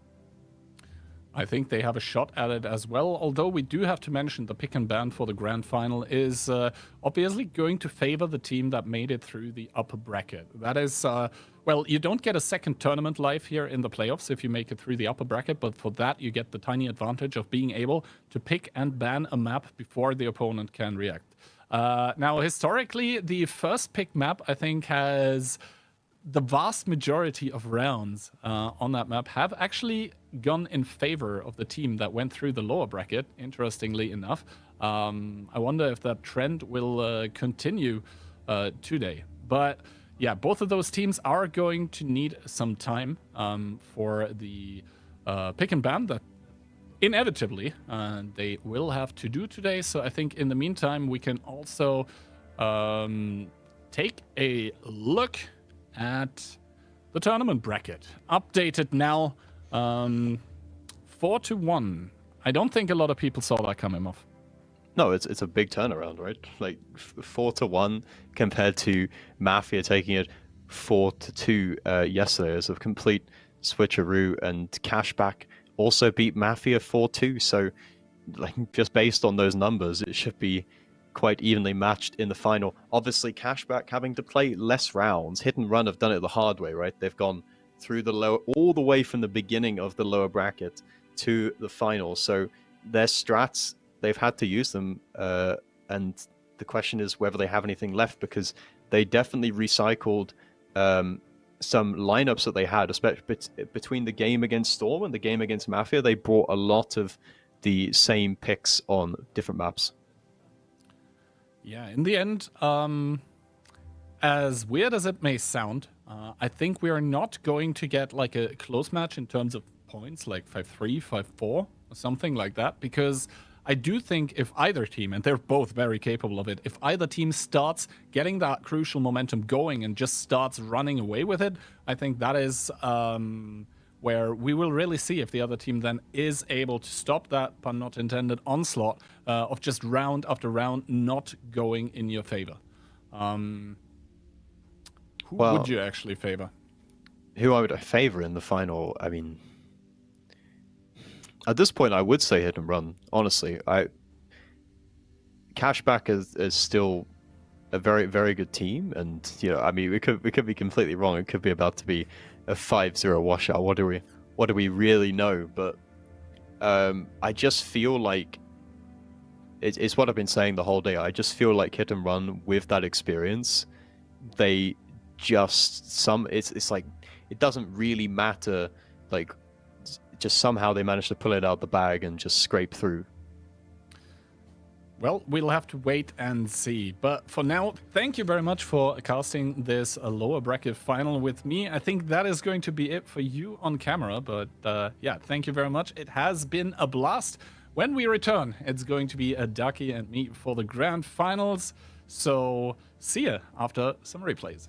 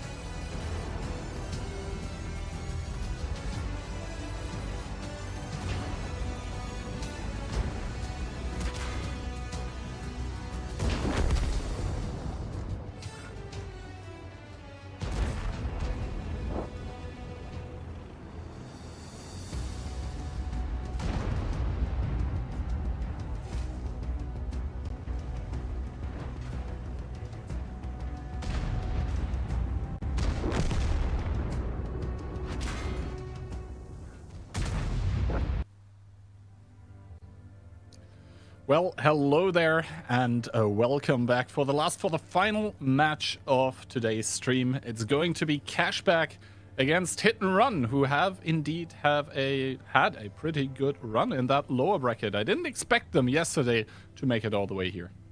I'm so glad I played both cards in the last match. I predicted Mafia, but I voted Hit and Run on the prediction because they had less percentage. I'm making back my points, dude. I lost 250k on Storm before, bro. I gotta grind back the points. So I'm eagerly awaiting to see where the prediction ends up here. I haven't been able to cheat yet and check your ski and where you are putting your money. So my prediction is 5 for Cashback, 4 for Hit and Run. Okay. So while Hit and Run has managed to impress, I think, in the last 2 matches that we saw from them, Cashback just did look very, very ripe, I would say. Very mature against Mafia. It's going to be an interesting one because Hit and Run is starting to get under steam. They're winning those kind of fights that you would say that they shouldn't win. That was a few times in the last match where you're like, I don't think they should win that. But they did anyways. Cliff and Pilsen, sorry, not Cliff. No, not Pilsen, I mean. Cliff and the first round on Glacier should both be won by Mafia. And then the scoreline is not 4-1, but it's 3-1 in favor of Mafia going into the second round of that Glacier. But, you know, Hit and Run is that kind of team that sometimes steals those kind of rounds away, which is exactly what they did. Yeah, exactly. Just the individual player skill there in those shootouts, able to carry them across. That being said, obviously, we have some more announcements to make. I think one of them I alluded to earlier already. But first of all, the next clan showdown for the 15 versus 15 enjoyers among you is going to be on the 22nd and 23rd of June. Those are going to be the streamed playoffs and obviously qualifiers, group stage at the usual times before. Yeah, clan showdown coming out again. We'll see if Invil can start a new era after not really being in position to win, but won the last one. And then the Independence Day show match on July 7. I know Keyhand will be there. How do you know? Just a feeling I got. I think I'll be there too, Keyhand. I got such a feeling. I might qualify, but I don't think I would end up playing anyways. Well, it is going to be a 77 show match in between 2 teams from the European realm and 2 teams from the American realm. And also, once again, the reminder, you personally, you the viewer, yes, I'm talking to you. You're able to boost the prize pool for the Onslaught Legends series that's going to happen later in the year. Obviously, you're going to get some goodies in return, namely the Among the First 2D style that so far is exclusively available in those bundles. 100% of the proceedings are going towards the prize pool, and I think since the announcement a few days ago, already over 8,000 euros have made their way in towards making the event hopefully truly awesome, together with the 20,000 that Wargaming has put up. Yeah, the more the merrier. I hear Kihan is going to send personal thank you notes to every single person that buys a bundle. I would be busy signing a lot of thank you might notes, actually be busy then for once, so okay. I don't see you might actually have to do some worky hand, huh? Mr. Competitive Operations Manager. That doesn't sound too enticing, you know. Wow. Oh. Yeah, no, I think even if I qualify on a Neki, I'm gonna cast the show match. I think that's the way it's gonna go. I only have to win 1 match to qualify. Either way, even if I lose later, I only have to win 1. Well, now Twitch shops, obviously also, since 4 p.m. CST today, you're able to claim the 2 different mystery drops. I believe as we are 3 hours into the stream, you should be able to claim the first one already if you were watching from the start. And in another hour, you should be able to claim the second drop, which is quite a bit juicier. So stay tuned for that. And obviously also for all of those among you who are only able to tune in later, we'll be raiding Ducky after the stream, and you will, of course, be able to keep claiming there as well. Now, back onto the match at hand. What is the map, without cheating, that you think Catchback really, really wants to play against Hit and Run, because of course they come from the upper bracket, with the advantage being they get to pick one map. I haven't looked at our cheat sheet, so I'm absolutely unaware of what maps have been picked and banned. Maybe Ensk or something like that. Close quarters brawling, where you can also surprise the opponent. No, we'll you want to guess again? Ensk is played, but not as first one. You get another guess. Maybe Westfield. You get another one. Okay, no, I'm not gonna go through the. I'm gonna. One more. Take a look. One more. Okay, let's say Stutzi. Okay, Kian, let's just give up to it. It's El Haluf. Yeah. El Haluf. Okay. That's an interesting pick. Like Cashback saying, hey, we can brawl as well, and we're going to be better individually. Hit and Run against Cashback. Now the community predictions here in the finals favoring Hit and Run. Maybe down towards the name. Cashback were finalists last time, so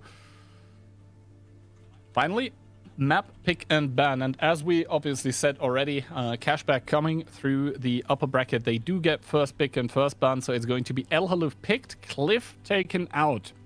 And then Hit and Run definitely want to play Airfield and don't want to play Secret Line. So after El Haluf and Airfield, we are headed towards Ensk. All right, and then into Glacier. So Hit and Run. It looked shaky at times, what they did in the match before, but I think they see some room for improvements maybe, or once again, the logic, if it ain't broke, don't fix it. And if we get to it, then the tiebreaker would be Stutzianki. So in my mind, El Haluf, kind of a 1-1 map. Airfield could be 2-0, Ensk could be 2-0. For either team. Yeah, so we start off with something really fast, then we go to something a lot slower, then something really fast, something a lot slower. So there's a good dynamic here. We have a fast map, a slower map, a fast map, a slower map.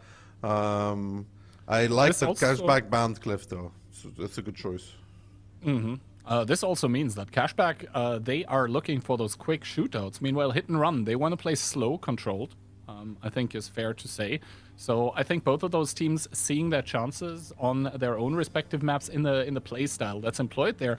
Although, as you alluded to already, Hit and Run, they, especially in the last match, have picked up winning those engagements that normally, realistically, they shouldn't. So Cashback, I think, very, very confident with their picks. Yeah, I think this is fine for either team. It's a bit of everything. Cashback really needs a good El Haluf, though, to start off with. They have been playing a lot of El Haluf and did pretty well as well. Yeah, Cashback on El Haluf, they were making quite some good decisions. Then again, it also seemed like sometimes they could be hurt on it. Hit and Run has obviously been watching those rounds as well. So overall, my prediction, it's going towards a tiebreaker, but then again, I'm not so confident in it because I see the potential of one of the teams running away with it. Let me see what Moff predicted. Moff predicted 5-4 for Hit and Run. You predicted 5-4 for Cashback, and I went with 5-3 for Cashback. They're going to shut this Polish train down, I believe. Well, so far the train definitely has left the station and is a hype train now for the Hit and Run guys. The last match they really demonstrated what they were made of. The only round that they lost, I still think that they probably had a timeout there, and on one of the most crucial tanks at that, it was the Rheinmetall. Hype train? Assuming... Hello? Not on this channel, unfortunately, but maybe on yours later. You said the magical words, Kian. I got activated for a second. Yeah, but I think that round that they lost with Mentos DCing definitely got compensated with the fact that they let Mentos carry the other game on Cliff, which should not happen. It really shouldn't happen. Conrad should never allow himself to get pushed off that cliff. Never. I don't care what anybody says. He's a BZ. He also has rockets, so you can counter boost. He shouldn't be getting pushed off. So that was really evenly compensated. And then the Glacier, some stuff happened there that never should happen. So yeah, sure. El Haluf. Did we see Hit and Run play El Haluf? I am not sure. I will actually go and check, but I don't think so. It was their first ban in match number 6, and it was their second ban in match number 7. So it seems like Hit and Run not too keen on playing Hell Aloof, but obviously left with no choice at all. Wait, Kian, do you want me to do a Moth cosplay from the last match? Say something. Just say anything. Anything? And now we're supposed to continue, because nobody could hear anything. It was great. Kian finally lost it in the last match. That's really what happened. Moff wasn't there anymore. Kian was just talking to himself. That's what the work pressure for working for Wargaming does to a man. Oh, so you're finally admitting that I'm actually working. No, I'm just saying that you need imaginary friends because you don't have anything else to do. I mean, in the end, this whole wargaming thing, you know, it's a big ruse to keep casting and spending time with you. So, you can just come over if you want to do revealed. But yeah, El Haloof. It's going to be pretty quick, but both teams in towards A1, I believe. I'm trying to wrap my head around how this is going to go, because we haven't seen a lot of El Haloof by Hit and Run, them opting out of playing it. So this leads to either the conclusion that they don't like the map, which might be bad for them, or they were saving strats. Saving strats. I don't think so. Not really. Maybe they just didn't play it that much. There's a lot of maps in this pool. You can't be too confident on every single one of them. 10 to be exact. Yeah, it is a rather large map pool, I think. But this also forces teams into a lot of preparation. Well, don't worry, I want to make it even bigger. I mean, there is the possibility. There are still maps that we can put back into the pool. Oyster Bay, for example. They create the more map. Take it back, Jan. Take it back right now. I'm taking it back. I never want to hear those words from your mouth again, dude, or I'm going to start ranting. But yeah, predictions, both of us going with Cashback Moth with the hit and run flag for himself. But this already, I think it happens pretty seldomly that all of us are split like between the teams. So I think this indicates that we can't really be sure what to expect moving into this match, especially since both of them haven't met yet in the playoff stage. Haven't met yet. It might be a clash of styles again, because we saw Cashback already. They're not a hyper-aggressive team. From everything they did, they are more of a methodical kind of team that really thinks through what they want to do, especially initially with the lineups they bring. But both these teams are cooking, man. Somebody was in the kitchen. Somebody indeed was in the kitchen, and his name is Minairos. 1-1. That's +1 to your predictions. That is +1 to the prediction game. Also, the Polish team whipping out the Bliskowitz, CS63, Foshby, double BZ75, and the 50B played by Marcel. Cashback, on the other hand, double BZ, nice 7, a CS, and Udes, a Bliskowitz themselves, and a Forge B.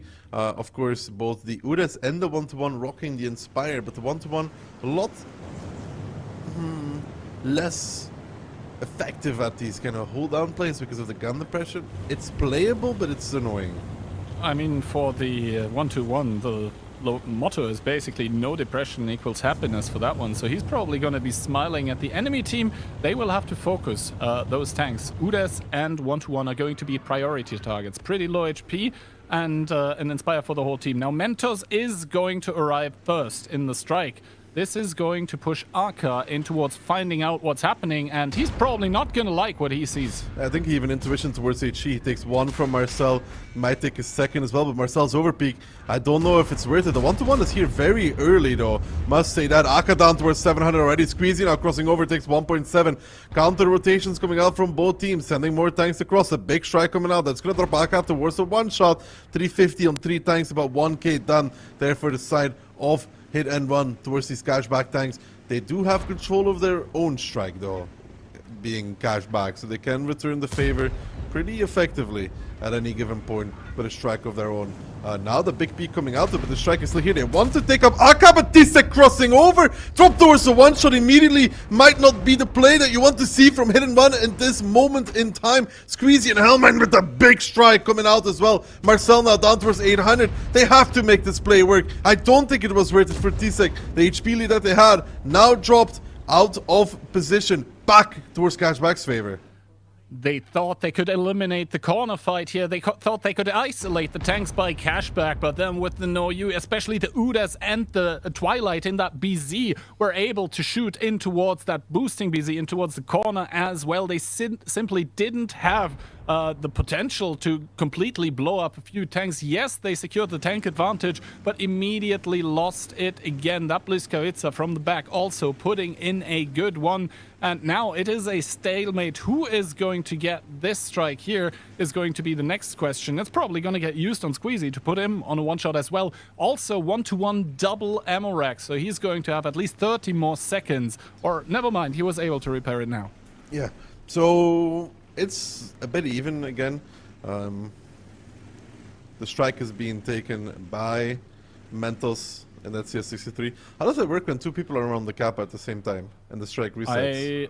I am not entirely sure. Maybe the person who was in there first gets it. But yeah, push on towards the Fosh B here. Liberty starting to clip out on towards Pan's Fury. Twilight wants to have a say, and the Merrick gets a track though. Liberty here and Monster, both of those Fosh duking it out. They're going to be healing back a lot of HP.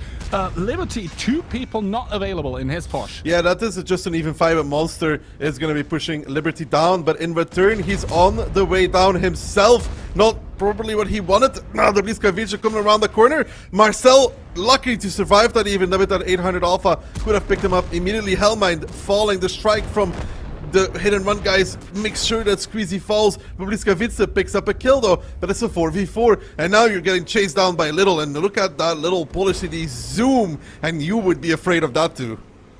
No, he's driving behind them, he's trying to catch them, and he probably will as Minairos drops down towards him. One-shot gets killed off-screen. Liberty with the one-shot starting to heal up, heal back. Monster unable to hit the Coppola. Uncharacteristic misses coming out from the captain of Hit and Run. He finally manages to eliminate the opposing Fosh. Yeah, but that took time though, and now Little's just gonna pick up Ketsai, and then it's a 2v1 for Monster to play, and Little does not let the opportunity slide. Finds the kill, 2v1, double strike control, Monster with a Fosh B, and it all to do. Twilight is not in a position where Monster can even catch him. 461 with the heal as well, not gonna be able to find the kill on that in one shot unless he gets a really nice roll. And the Bliskavitsa, he has to push him. That is minus 800 no matter what he does.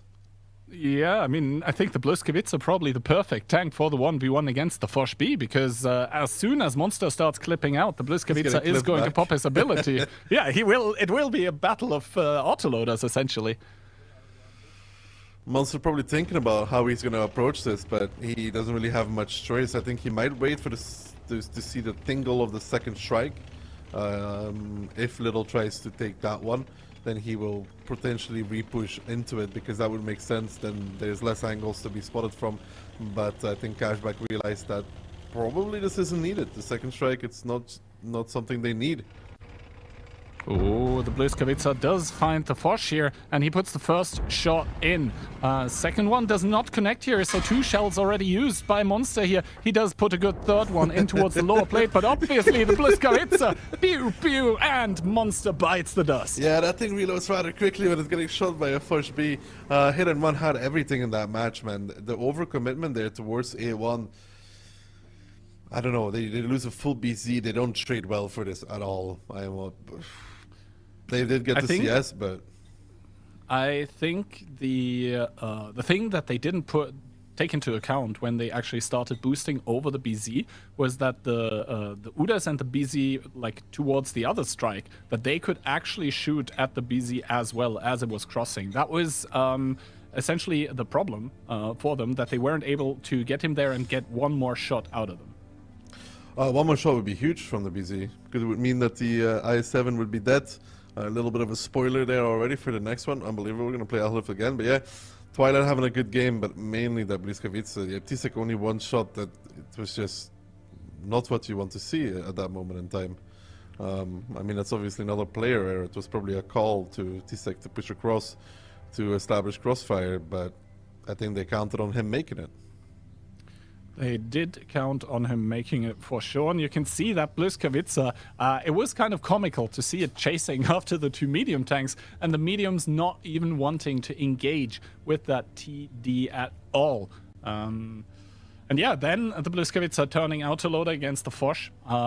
It is a menace to play against. That's why both teams brought it, and Bliskavica top of the board in damage, because both teams apparently were judging for themselves that, hey, we're not really going to be able to blow up that tank efficiently enough, and thus just accepting the DPM. Accepting the DPM and accepting the round loss as well. And that was good stuff there from Cashback. Also remembering, again, this is their map pick. They really would love a 2-0 here. They really would love a 2-0. Hit and run, they're not going to make it easy on them, but if Hit and Run does unforced errors, unforced mistakes, like we just saw with that BZ crossover, then it will be rather easy for a Cashback to capitalize on that. Now, round number 2 is going to start rather soon, and we'll have to wait and see if the lineups get shuffled around a bit. I don't think for Hit and Run last game it was a lineup issue. I think just the calls were mistaken. Yeah. Nothing that can be fixed in round number 2, though. Cashback, same old for them. No Foch B, though, this time. 50B coming out. BZ times 2, I7, CS, Udes, and Bliskavica. So from that side, they always play with the 50B.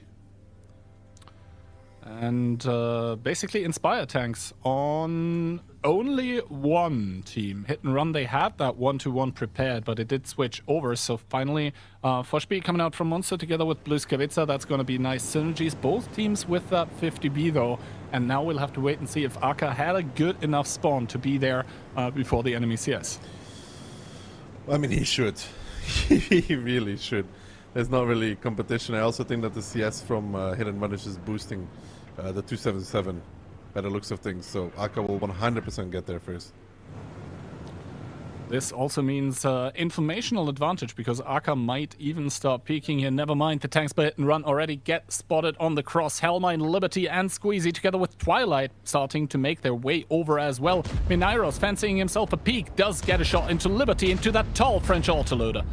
Stalled French autoloader, but it's a lot of tanks here from Cashback. Good tracking shots on towards Mentos, keep him in place, but a good shield from Minairos will make sure that their comrade will survive a little bit longer, because that could have been real bad, but now it's getting worse though. Big strike, Mentos down towards the one shot, but also look at the background, Kihan.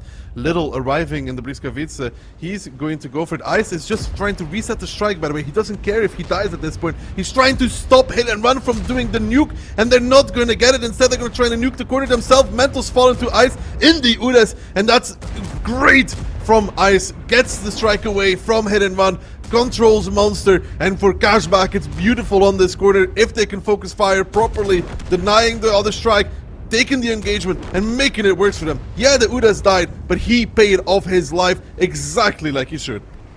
Exactly, T-Sec now the next one on the chopping block, taking another hit, gets sent to the grave by Hellmine and Cashback. They are on a roll, they're not gonna stop. Katsai with a last ditch attempt, a last hurrah, because before he also gets sent towards the grave. The 50B of Marcel, yes, he seems to be reloaded, and he does have enough shells if it doesn't bounce on towards Hellmine, but that is not going to remedy the situation. Cashback on their own map pick, 2-0 Hit and Run in style. 2-0 in style. Yeah, that's great, actually.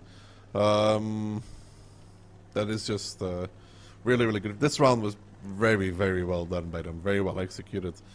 Getting all the tanks towards the corner, but especially that Udes, man, denying the strike, I think, twice. You know how much damage a strike can do. What, stun on top of hitting 6 people for 350. That's a lot of damage. That could make a difference, but Ice denying all of that, not giving any possibility for the Foch B to really do too much even.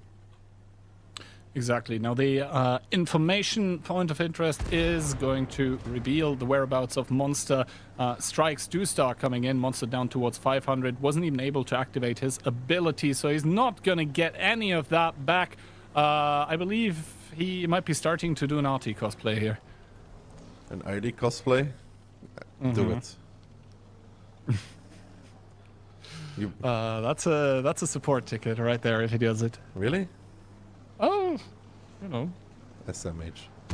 Actually, he does decide to hold his ground here, starting to clip out against Liberty, but obviously the 50B doesn't miss a weak spot like that any day of the week and twice on Sunday. So Cashback are going to roll over Hit and Run 2-0. We are headed towards Cliff, but yeah, that Hit and Run hype train that we were talking about, heavy brakes were applied here. That was just a really good round from Cashback. Just really, really good. Started off amazing by tracking the CS, dropping him low already, which is bad. Then he goes down towards the one shot after the strike. They get the Bliskovice across unspotted, I think, as well. So that's another really big tank that gets there. And then they have to receive the pushman without any strikes of their own or whatever. And we do see once again that Bliskovice top of the board for Hit and Run, but that is just down to the fact that he didn't get focused at all. Little there doing a little less damage, but he was just contributing more in the fight as well. He was just able to go in, not get focused, take out high HP one-shots for him though, because it was such a close engagement. And yeah, overall, the Cashback reactions, also big shout out to iSet, as you said it, for resetting the Foch in the capture circle for the RT strike. That was just individually and collectively well played. Collectively well played, and most importantly, map pick of Cashback actually going 2-0, so the upper bracket advantage going their way. Upper bracket advantage going their way now, however, things are going to get switched up. The pace of the game is going to be different. Airfield is where we are headed next. And Hit and Run, it is their map pick. We saw some interesting attempts by Hit and Run with, for example, sending mediums towards the balcony and stuff like this, but it looked kind of half-baked yesterday. Half-baked? Well, I mean, it's easy to fix though, Kian, huh? Just leave it in the oven for a little longer. Keep cooking. Keep cooking. When is the last time you cooked, Kian? Yesterday evening. What did you cook? Greek salad. That's not cooking, bro. Well, it's preparation of food, okay? Bro, what, were you trying to feed the hamsters or what?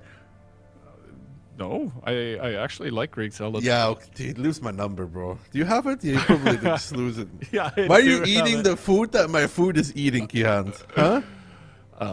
You know, being from Germany, I can tell you there's a great variety of salads that also include meat. We even have, for example, sausage salad. Yeah, but then you eat it for the sausage, not for the salad. I mean, yeah, so many. It does have like dressing and stuff. It's great. If you ever go to Germany again. If I ever go to Germany, I'm gonna go get a currywurst or a bratwurst or anything else, and have a salad, little pot of salad on the side, and I might like dip in it, and that's it. +1 actually. Cashback lineup. We do see the Rheinmetall, then the WZTD together with the Griller, the CS63, the WZ5A, the Mouse, and the 60TP. 60TP to round it off. Hit and Run bringing 3 of their own: a Mouse, a CS, a Yak Panzer, and an RHM. The combination for Cashback there, like the 5A, the CS, the Griller, and the VZ. I'm curious to see how they're going to make that work in tandem. First of all, both of the Rheinmetalls able to spot out the entirety of the opposing team. I think Little and iSet are going to try and take a shot at what they expect to be coming, which would be a crossing CS, but Rexa actually does stop here. Twilight getting spotted on the cross, and ooh, unlucky RNG getting set on fire there. Getting set on fire there, but it does make it to the safe rock, and nobody from Hit and Run committed, so maybe later on in the game he can take that beeline for himself, right? Maybe. Possibly. I mean, Rex are still full HP, and if Hit and Run decide, then they can also send up that CS with the HP advantage. against, obviously, Twilight in that CS, who has bled for the crossing. Now, one arty strike here getting taken by Hit and Run, but I think the capture was stopped. I believe that was in the middle of the map. No one trying to contest right now the arty strike on that D-line that's closer towards the cap. And I think Hit and Run, they're waiting and wishing. They're not sure yet what to make of this WZ Grilla 5A combination. Yeah, I don't know how it's. I don't know the synergies between them, because you have a lot of tanks that can't really push. I mean, the BZT can kind of push, but it still blows up though. I mean, it does have the same possibility, like when it gets shot, that it gets to reload quicker, but it's kind of squishy. It does have somewhat of an HP pool, but obviously nowhere near monsters, 3.2k, so I think both of the teams, you can feel that they're kind of nervous now here. El Halouf there in game number 1 and 2, it was a fairly quick affair, but Hit and Run and Cashback both deciding to slow things down a little now as Pan's Fury starts making his way. The question being, what is he going to do? Is he going to go left and help against the 60TP? Is he going to go right and commit on towards the cap? That being said, cap started by, I believe, the mouse. I will say that the Hit and Run has a real possibility here to try and find an overmatch. For example, on the middle, for example, through the JK line, and make something work out of it because of the fact that the CS is locked, the Gorilla is at C1, and the BZTD is at D4. There's a lot of things out of position here, where Hit and Run does have a lineup that is more capable of pushing and pressuring the tanks off Cashback. And this Gorilla is going to have to pop off, man. Even the mouse that is stopping the decap can get pressured by Panzer Fury and even the Yak Panzer. And you can push them off that cap, and they don't have any strikes to stop that either. So I don't know how Cashback holds on here for the next 7 minutes. First of all, damage dealt obviously more by Hit and Run right now. They do start with quite the HP advantage anyway because of the TDs in the opposing team. Now, Cap has been stopped, and Hit and Run, they once again found an answer towards what Cashback was doing, and now they're like, what now? Ooh, Squeezy taking a big one, and Pan's Fury with the push, only punished by the Rheinmetall so far, and now I think the overpush on towards Arca is coming, Minairos there as well, and Mentos starting to move on the other side as well. Yeah, they're trying to overpush this 60 DP, and I think there was even a Gorilla bounce at some point, but now Ice is coming, now Hellmind is coming as well. The CS is dropped towards the one-shot, but Mentos is the biggest problem here. Down towards 645 HP. That is not what you want to see for Hit and Run, because he's now in a position where he can get picked up by Liberty, even with their CS being so low. And up Panther Fury and Mineros, they really should have kept pushing under Kihan, I would say, further towards the left if they wanted to close out the kill on Aka, because right now they're just getting pounded from above anyways. What does it change? But Squeezy's still farming them, and Hellmind and the BZTD are now in position to help as well. So I don't know if this was really the move for the 60Ps. Further would have been better. Finally, T-Sec comes from above and shuts down that 60P, but the cost of this was huge. They had like 2-3k HP lead before, and now they are down. They're indeed down. The punishment on towards Minairos and Pan's Fury, absolutely brutal. The crossfire just in place for Cashback. Liberty in that Rheinmetall, he was able to eliminate Mentos, and now he just has free reign. They're even unable to spot him. Yes, Hit and Run, they have some cap pressure going, but you can see the artillery point is getting taken by the CS that was on the B line. So, yeah, they can reset at any point in time, and that Rheinmetall, he is just going to run away with the game for Cashback if they let him keep doing that. Yeah, but there's nothing they can do against it either. Hellmind could overpeak at any moment and make a kill. I know Monster's watching, but Liberty uncontested because Mentos is dead, and that is just free reign for that little RHM to pick off one, probably another one. Soon TM hits a nice shot there on Mineros, who's down towards the one shot. When the Yak Panzer gets spotted, the Hellmind will probably overpeak to finish the 60 TP. That's going to be another gun down for the side of Hit and Run. Even the Gorilla has moved into well, very close fashion. He sees the Yak Panzer though, and I don't think he wants to mess about with that too much. They have to be a bit careful from getting capped though, because there's only 18 seconds left. 10 seconds now. They will have to make a peek from the side of Cashback. They do get a big strike to go back, but they're down so much for the side of Hit and Run that it's a real problem for them. Ice is trying to tank it out, but Little even gives a good shot with that Gorilla. Twilight surviving on that one shot is now in crossfire as well. They do find the VZTD, so you never know. But in the meantime, Liberty already taking the strike in the middle. Twilight finds a kill, and these are the dying moments of hit and run on airfield number 1. Hit and run indeed unable to break through the multi-layer defense of Cashback, and I think the most crucial moment was Mentos trying to make the play, getting spotted out, taking humongous amounts of damage there on that cross. Then after that, Liberty, he's not gonna miss any of those opportunities, finishing off the light tank, and after that, this double 60 TP that had pushed up through the middle just dead in the water. The dying moments in round number 3 and Cashback, they have come through the upper bracket and they have come into this match in absolutely stunning fashion. Yeah, really good stuff from them on this. Able to hold.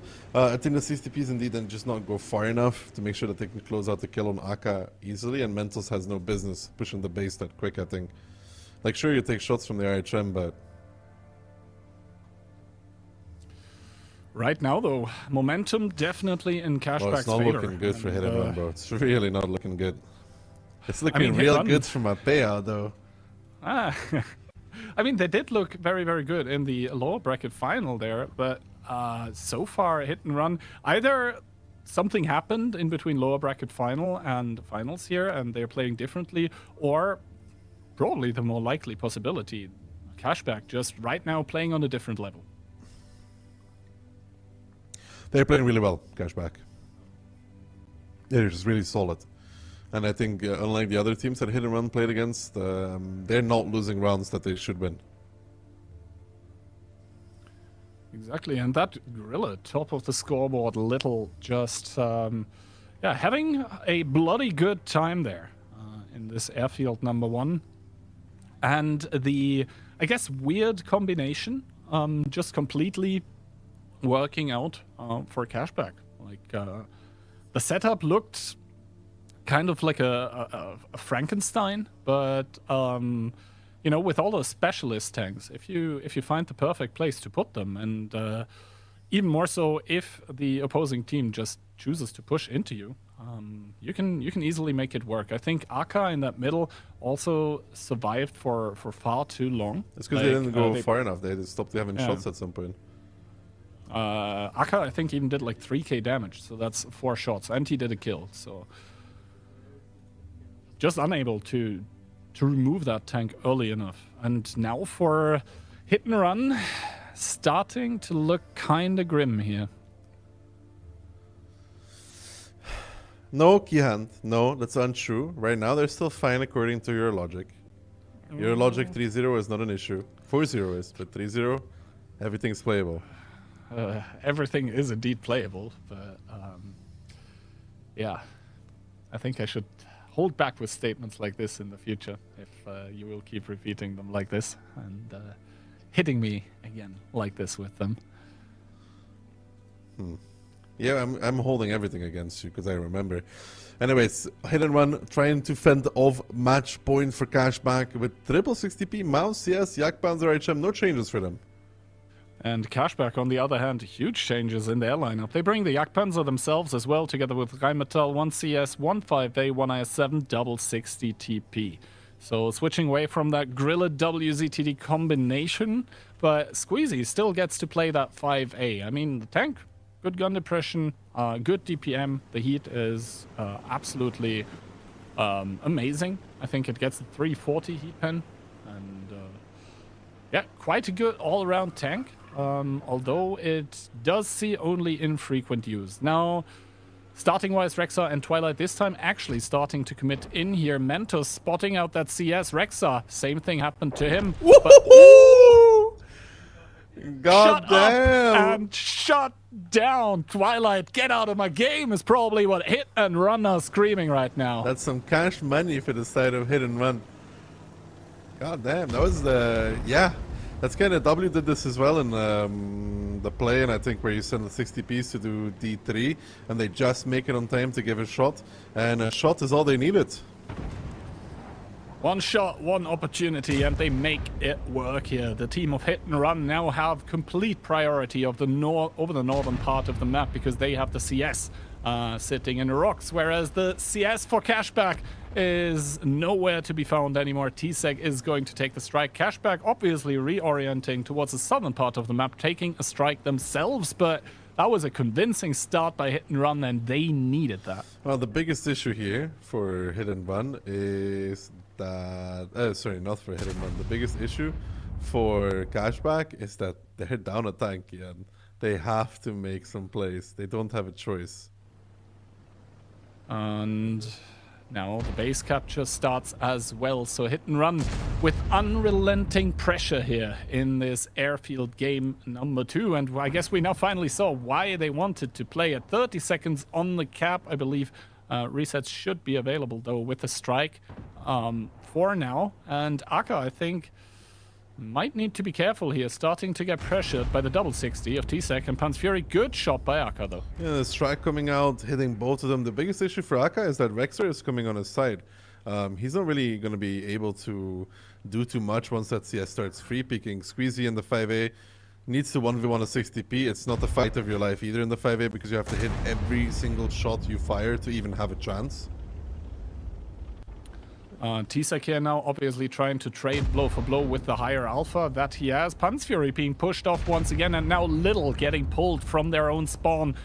They have the inferior numbers. They somehow need to make it work. Another big stunner by T-Sec into Squeezy. Puts him into one-shot territory. Aka this time missing though. Little is coming for the flank on towards Pan's Fury. Big hit into the back. Yeah, this is actually not that bad for Cashback. They're finding some isolated targets right here. Panzer Fury down towards the one-shot. Ice does fall in his Yak Panzer, but that was more of the, well, hold the cap for as long as you can in the Yak Panzer, and then we'll see what happens after. Hellmine coming around the corner though, gets blasted by literally everybody for that. And still though, Hit and Run now with the cap going. Squeezy will probably have to block it, and that's not going to be great. He does get a momentarily reset, but without strikes, without tanks, without HP, this is going to be Hit and Run taking it pretty easy in round number 2 on the airfield. Taking the advantage, never really letting it go. Cashback here, they somehow managed to make it seem close through some parts of this fight, but now Hit and Run, the HP, the amount of guns that they still have remaining, do secure what we already know. They finally put one on the board, even blow up one more tank here in the process, so only Liberty is going to survive. Never mind, he's not going to be able to tell the tale of how Hit and Run picked up their first point in the OLC number 2. Yeah. I think Cashback is just going to be like, well. Not optimal. It looked just like watching Nicola play Onslaught, bro. If you blink, he's dead. I mean, he took like, yeah, all of his HP damage in like a quarter of a second. But good preparation by Hit and Run. I guess we have to give that to them. As we do see the damage numbers that both teams managed to pull, and this time around, T-Sec coming out strong with 5.4. Hey. Yeah. Twilight, I mean, it sometimes do be like that. It's my average teammate in Onslaught. Picks the CS, drives the B lane, just dies, and you're left wondering how. Now, 3-1, which means that 2 maps have been played. We are going to be headed to the next one, which once again is going to be a Cashback pick. I mean, Ensk is going to be a lot faster, though, I assume.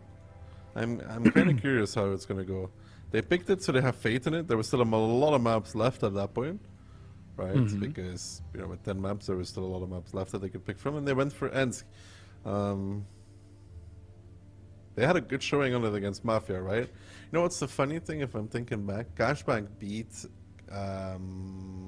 Mafia on Ensk 2-0, right? And Mafia beat Hit and Run on Ensk 2-0. Well, rock, paper, scissors is probably how that one goes. But now the previous results don't really matter anymore.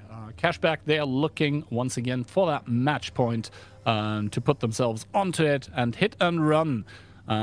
They obviously want to keep things going in towards points for themselves. They cannot allow the enemy team to get 2 more points, and 1 more is like half the way there. So they'll definitely be trying to 2-0 the pick of Cashback into their faces. Now hit and run. That is heavy metal right there. Triple mouse, double 705A, double V4. That's very heavy metal. Cashback in return bringing heavy metal of their own, but into the form of tank destroyers, E4, E3s, 268 V4s and double 705A, and then RHM. They do have, of course, that ability to unlock some extra DPM with those TDs. How big do you think is the HP difference going to be between both of those teams? 3K in the beginning? Well, 5K. Liberty, obviously, with the initial spotting information on towards the tanks of hit and run. They don't have a light tank, so they're not going to be able to do that. They do get a bit of initial damage, but it's just chipping damage, realistically, on towards Monster. Didn't Mafia play something like this against hit and run? Like with the triple mouse going to the outside? I swear they took some inspiration from that. Possibly. Now, Pan's Fury, he is going to take the first artillery strike. Meanwhile, Rexar needs to be very, very careful there for hit and run. He's playing 1v3. He doesn't even know it yet. I don't think they're going to get the information point, and at that point, I think Rexar should try booking it. Yeah, he will, but the biggest issue, Keyhand, it's the cap. The triple mouse is looking to leave the cap, though. I mean, Ice is speaking. I think he got a reset. Yeah, they're pushing towards the city now with those tanks, and now it's going to be on Cashback. Can they react properly? I mean, they are doing good damage, and I think Ice wants to take this strike as well. He will just about get it. Good stuff there by him. But now look at the blob of white tanks from hit and run, all pushing across the west. Even the V4 driving across for the side of hit and run with that 268 V4. Liberty trying to fall back in that RHM, even fighting like a real tank. He's grown up to be a real tank in that RHM, and Cashback has done a really good job at lowering this HP deficit. They were 5,000 down, make this 2,000 at this moment in time, so they've done about 3,000 free damage on these tanks from hit and run. That's impressive.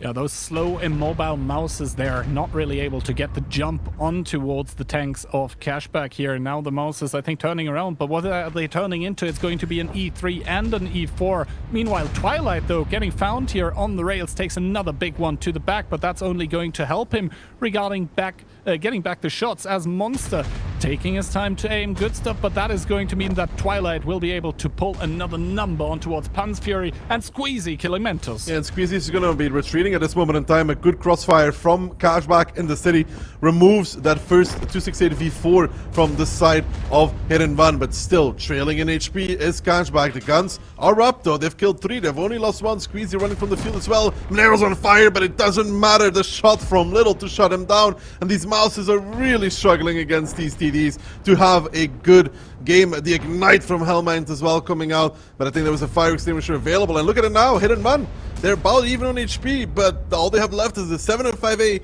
and the mouse. Yeah, T-Sec here now getting double teamed by Iset, and T-Sec Aka there, probably really annoying to play against for T-Sec. He's just starting to juke around, and on the other side of the map, Monster there with a very, very healthy 705A will not have any say in the matter as well. It's going to be Cashback 4, hit and run 1 match point. Match point for Cashback, and I think they did a really good job here holding on and diverting the forces of hit and run, who didn't have that light, so they wanted to use that tank overmatch to their advantage, but they never really were able to do that. I mean, they had 3 on the cap, so Cashback was kind of like able to rotate. Potentially less on the cap would have been good for them, because they would have been able to really pressure the city from all angles. Now the mouses were kind of driving through the open for a little bit. And now I think it is time to agree on the fact that indeed hit and run is in deep trouble. For the one, they need 3 consecutive wins against a team of Cashback that, yes, it didn't look too good there on the second airfield, but to be honest, sometimes, you know, these things just happening, lost by opening, but the rest of what they have played here so far in the grand finals of the Legends Cup #2, absolutely stellar. Yeah, absolutely stellar stuff from them. Really, really well done. for the side of Cashback, making that work for them, and yeah, high damage numbers across the board for them as well, because they played against a very heavy lineup, and they have 1 round to go, man, to take revenge from last tournament. And win it, right? Exactly. What they were unable to do last tournament, they just put themselves into absolutely enviable position to complete this time, to take it all away here, and to be the EU first seed moving into the show match later. So, do we think Hit and Run has a couple more rounds in them, or do you think that was kind of it? I think we're done. It feels like it, doesn't it? I think we're done. I think it's over. Hit and Run, though, they are a team that has proven multiple times that they do have comeback qualities. Although Cashback, they've just looked so stellar. Like, for every question that Hit and Run was asking, they had the perfect answer. And also, it was very, very nice to see how much they were able to make the mouses bleed for essentially trying to make that move through the city. Like, they had to cross a lot of open ground, and every single meter that they drove, they were getting drained for it. Yeah, no, they got punished really well, and Cashback never really allowed any of their tanks to be caught for free. Hit and Run did find, for example, Hellmine, but he traded his life off against 268 V4 with Squeezy coming in, kills the V4, and then runs across the rails, so that was like a 1-for-1 trade, even though it was a 3-for-2. So they did a really good job trading off the tanks that they did have effectively. All right, so what might be the final round here is going to start soon. Cashback bringing 1 mouse, 7705A, 1 V4, 1 E3, 1 E4, and the Rheinmetall. And the Rheinmetall against Hit and Run again, no lights, 6 DP, 7758, double V4, and an E3 and an E4. So Hit and Run here, once again, choosing to go against the initial information at the start. Cashback will probably be even able to chip away a little at the HP of the enemy tanks. We see everyone getting spotted here. So good stuff by Liberty, though no shots connecting as of now. No shots connecting. He's going to watch the crossing for T-Sec. Does get a shot there from one of his TDs. And more damage as well on the 60 TP. T-Sec bleeding hard, man. Minus 2.5k. T-Sec indeed taking a lot of damage for this cross. And keep in mind that the Cashback tanks haven't even been spotted yet. It is still Fog of War here, believe it or not. And for Hit and Run right now, the Fog of War is probably looking pretty menacing. This lineup in general looks a bit scary from Cashback. They're playing very far back though now. Not even really interested in taking too far into the city. You gotta remember, Key, when you're at 4-1, you should indeed start thinking about a little bit of mind games. Nice shot from Liberty. AKA, you don't really have to make a push anymore. Liberty has been hitting those shots like consistently. Ooh, takes one back by Minairos though. Probably overstaying his welcome a little bit there, as Squeezy and Iset taking 2 points of information here. Minairos in that very, very strong position for the 705A is going to start sweeping out the south a little bit. Does not find too much there as of now, and keep in mind that Cashback, they also still have a 705A in A0 for Crossfire. Nice shot there. That was from A0 even, I think. Yep. Needs to look that way. Under the rails or between it, one of the two. Not sure which one of the two it was, but good damage nonetheless. And even without the light, Hit and Run is just down to almost 3,000 HP. Like, it's just insane. I mean, T-Sec down towards a one-shot. Like, the individual trades right now, just straight up better by Cashback. There's no other way to put it. Individual trades just completely in the favor of the pink team. Yeah, T-Sec, you know what's the worst part for T-Sec? He's a one-shot to strike. He's a one-shot to strike. And no heal near him. That might actually be the first kill of the game, as Rexa and Iset trading as well, but Rexa the only one to take damage in this exchange either. So I sat here with his ability once again reloaded. He's going to wait patiently until Rexa possibly makes the next mistake. And now Monster, the team captain himself, takes a big one by the 705A. That's not known to have the most accurate or highest pen gun, but Squeezy still makes the trade succeed. Yeah, now Twilight is coming for a little bit of Monster as well. He's like, hello, my little vampire. I'm a be your Bella, but he actually backs off from that, but Monster not achieving much. And this can we all just collectively say 07 T-Sec in about 15 seconds from now? Well, it's certainly going to be F if the strike hits him. Liberty is going to take the They're trying to spotting delay point. it. They strike Squeezy. There's no delaying his death. Well, He must die. The boy must die. indeed, it feels to me like T-Sec is not going to be the one who lived here.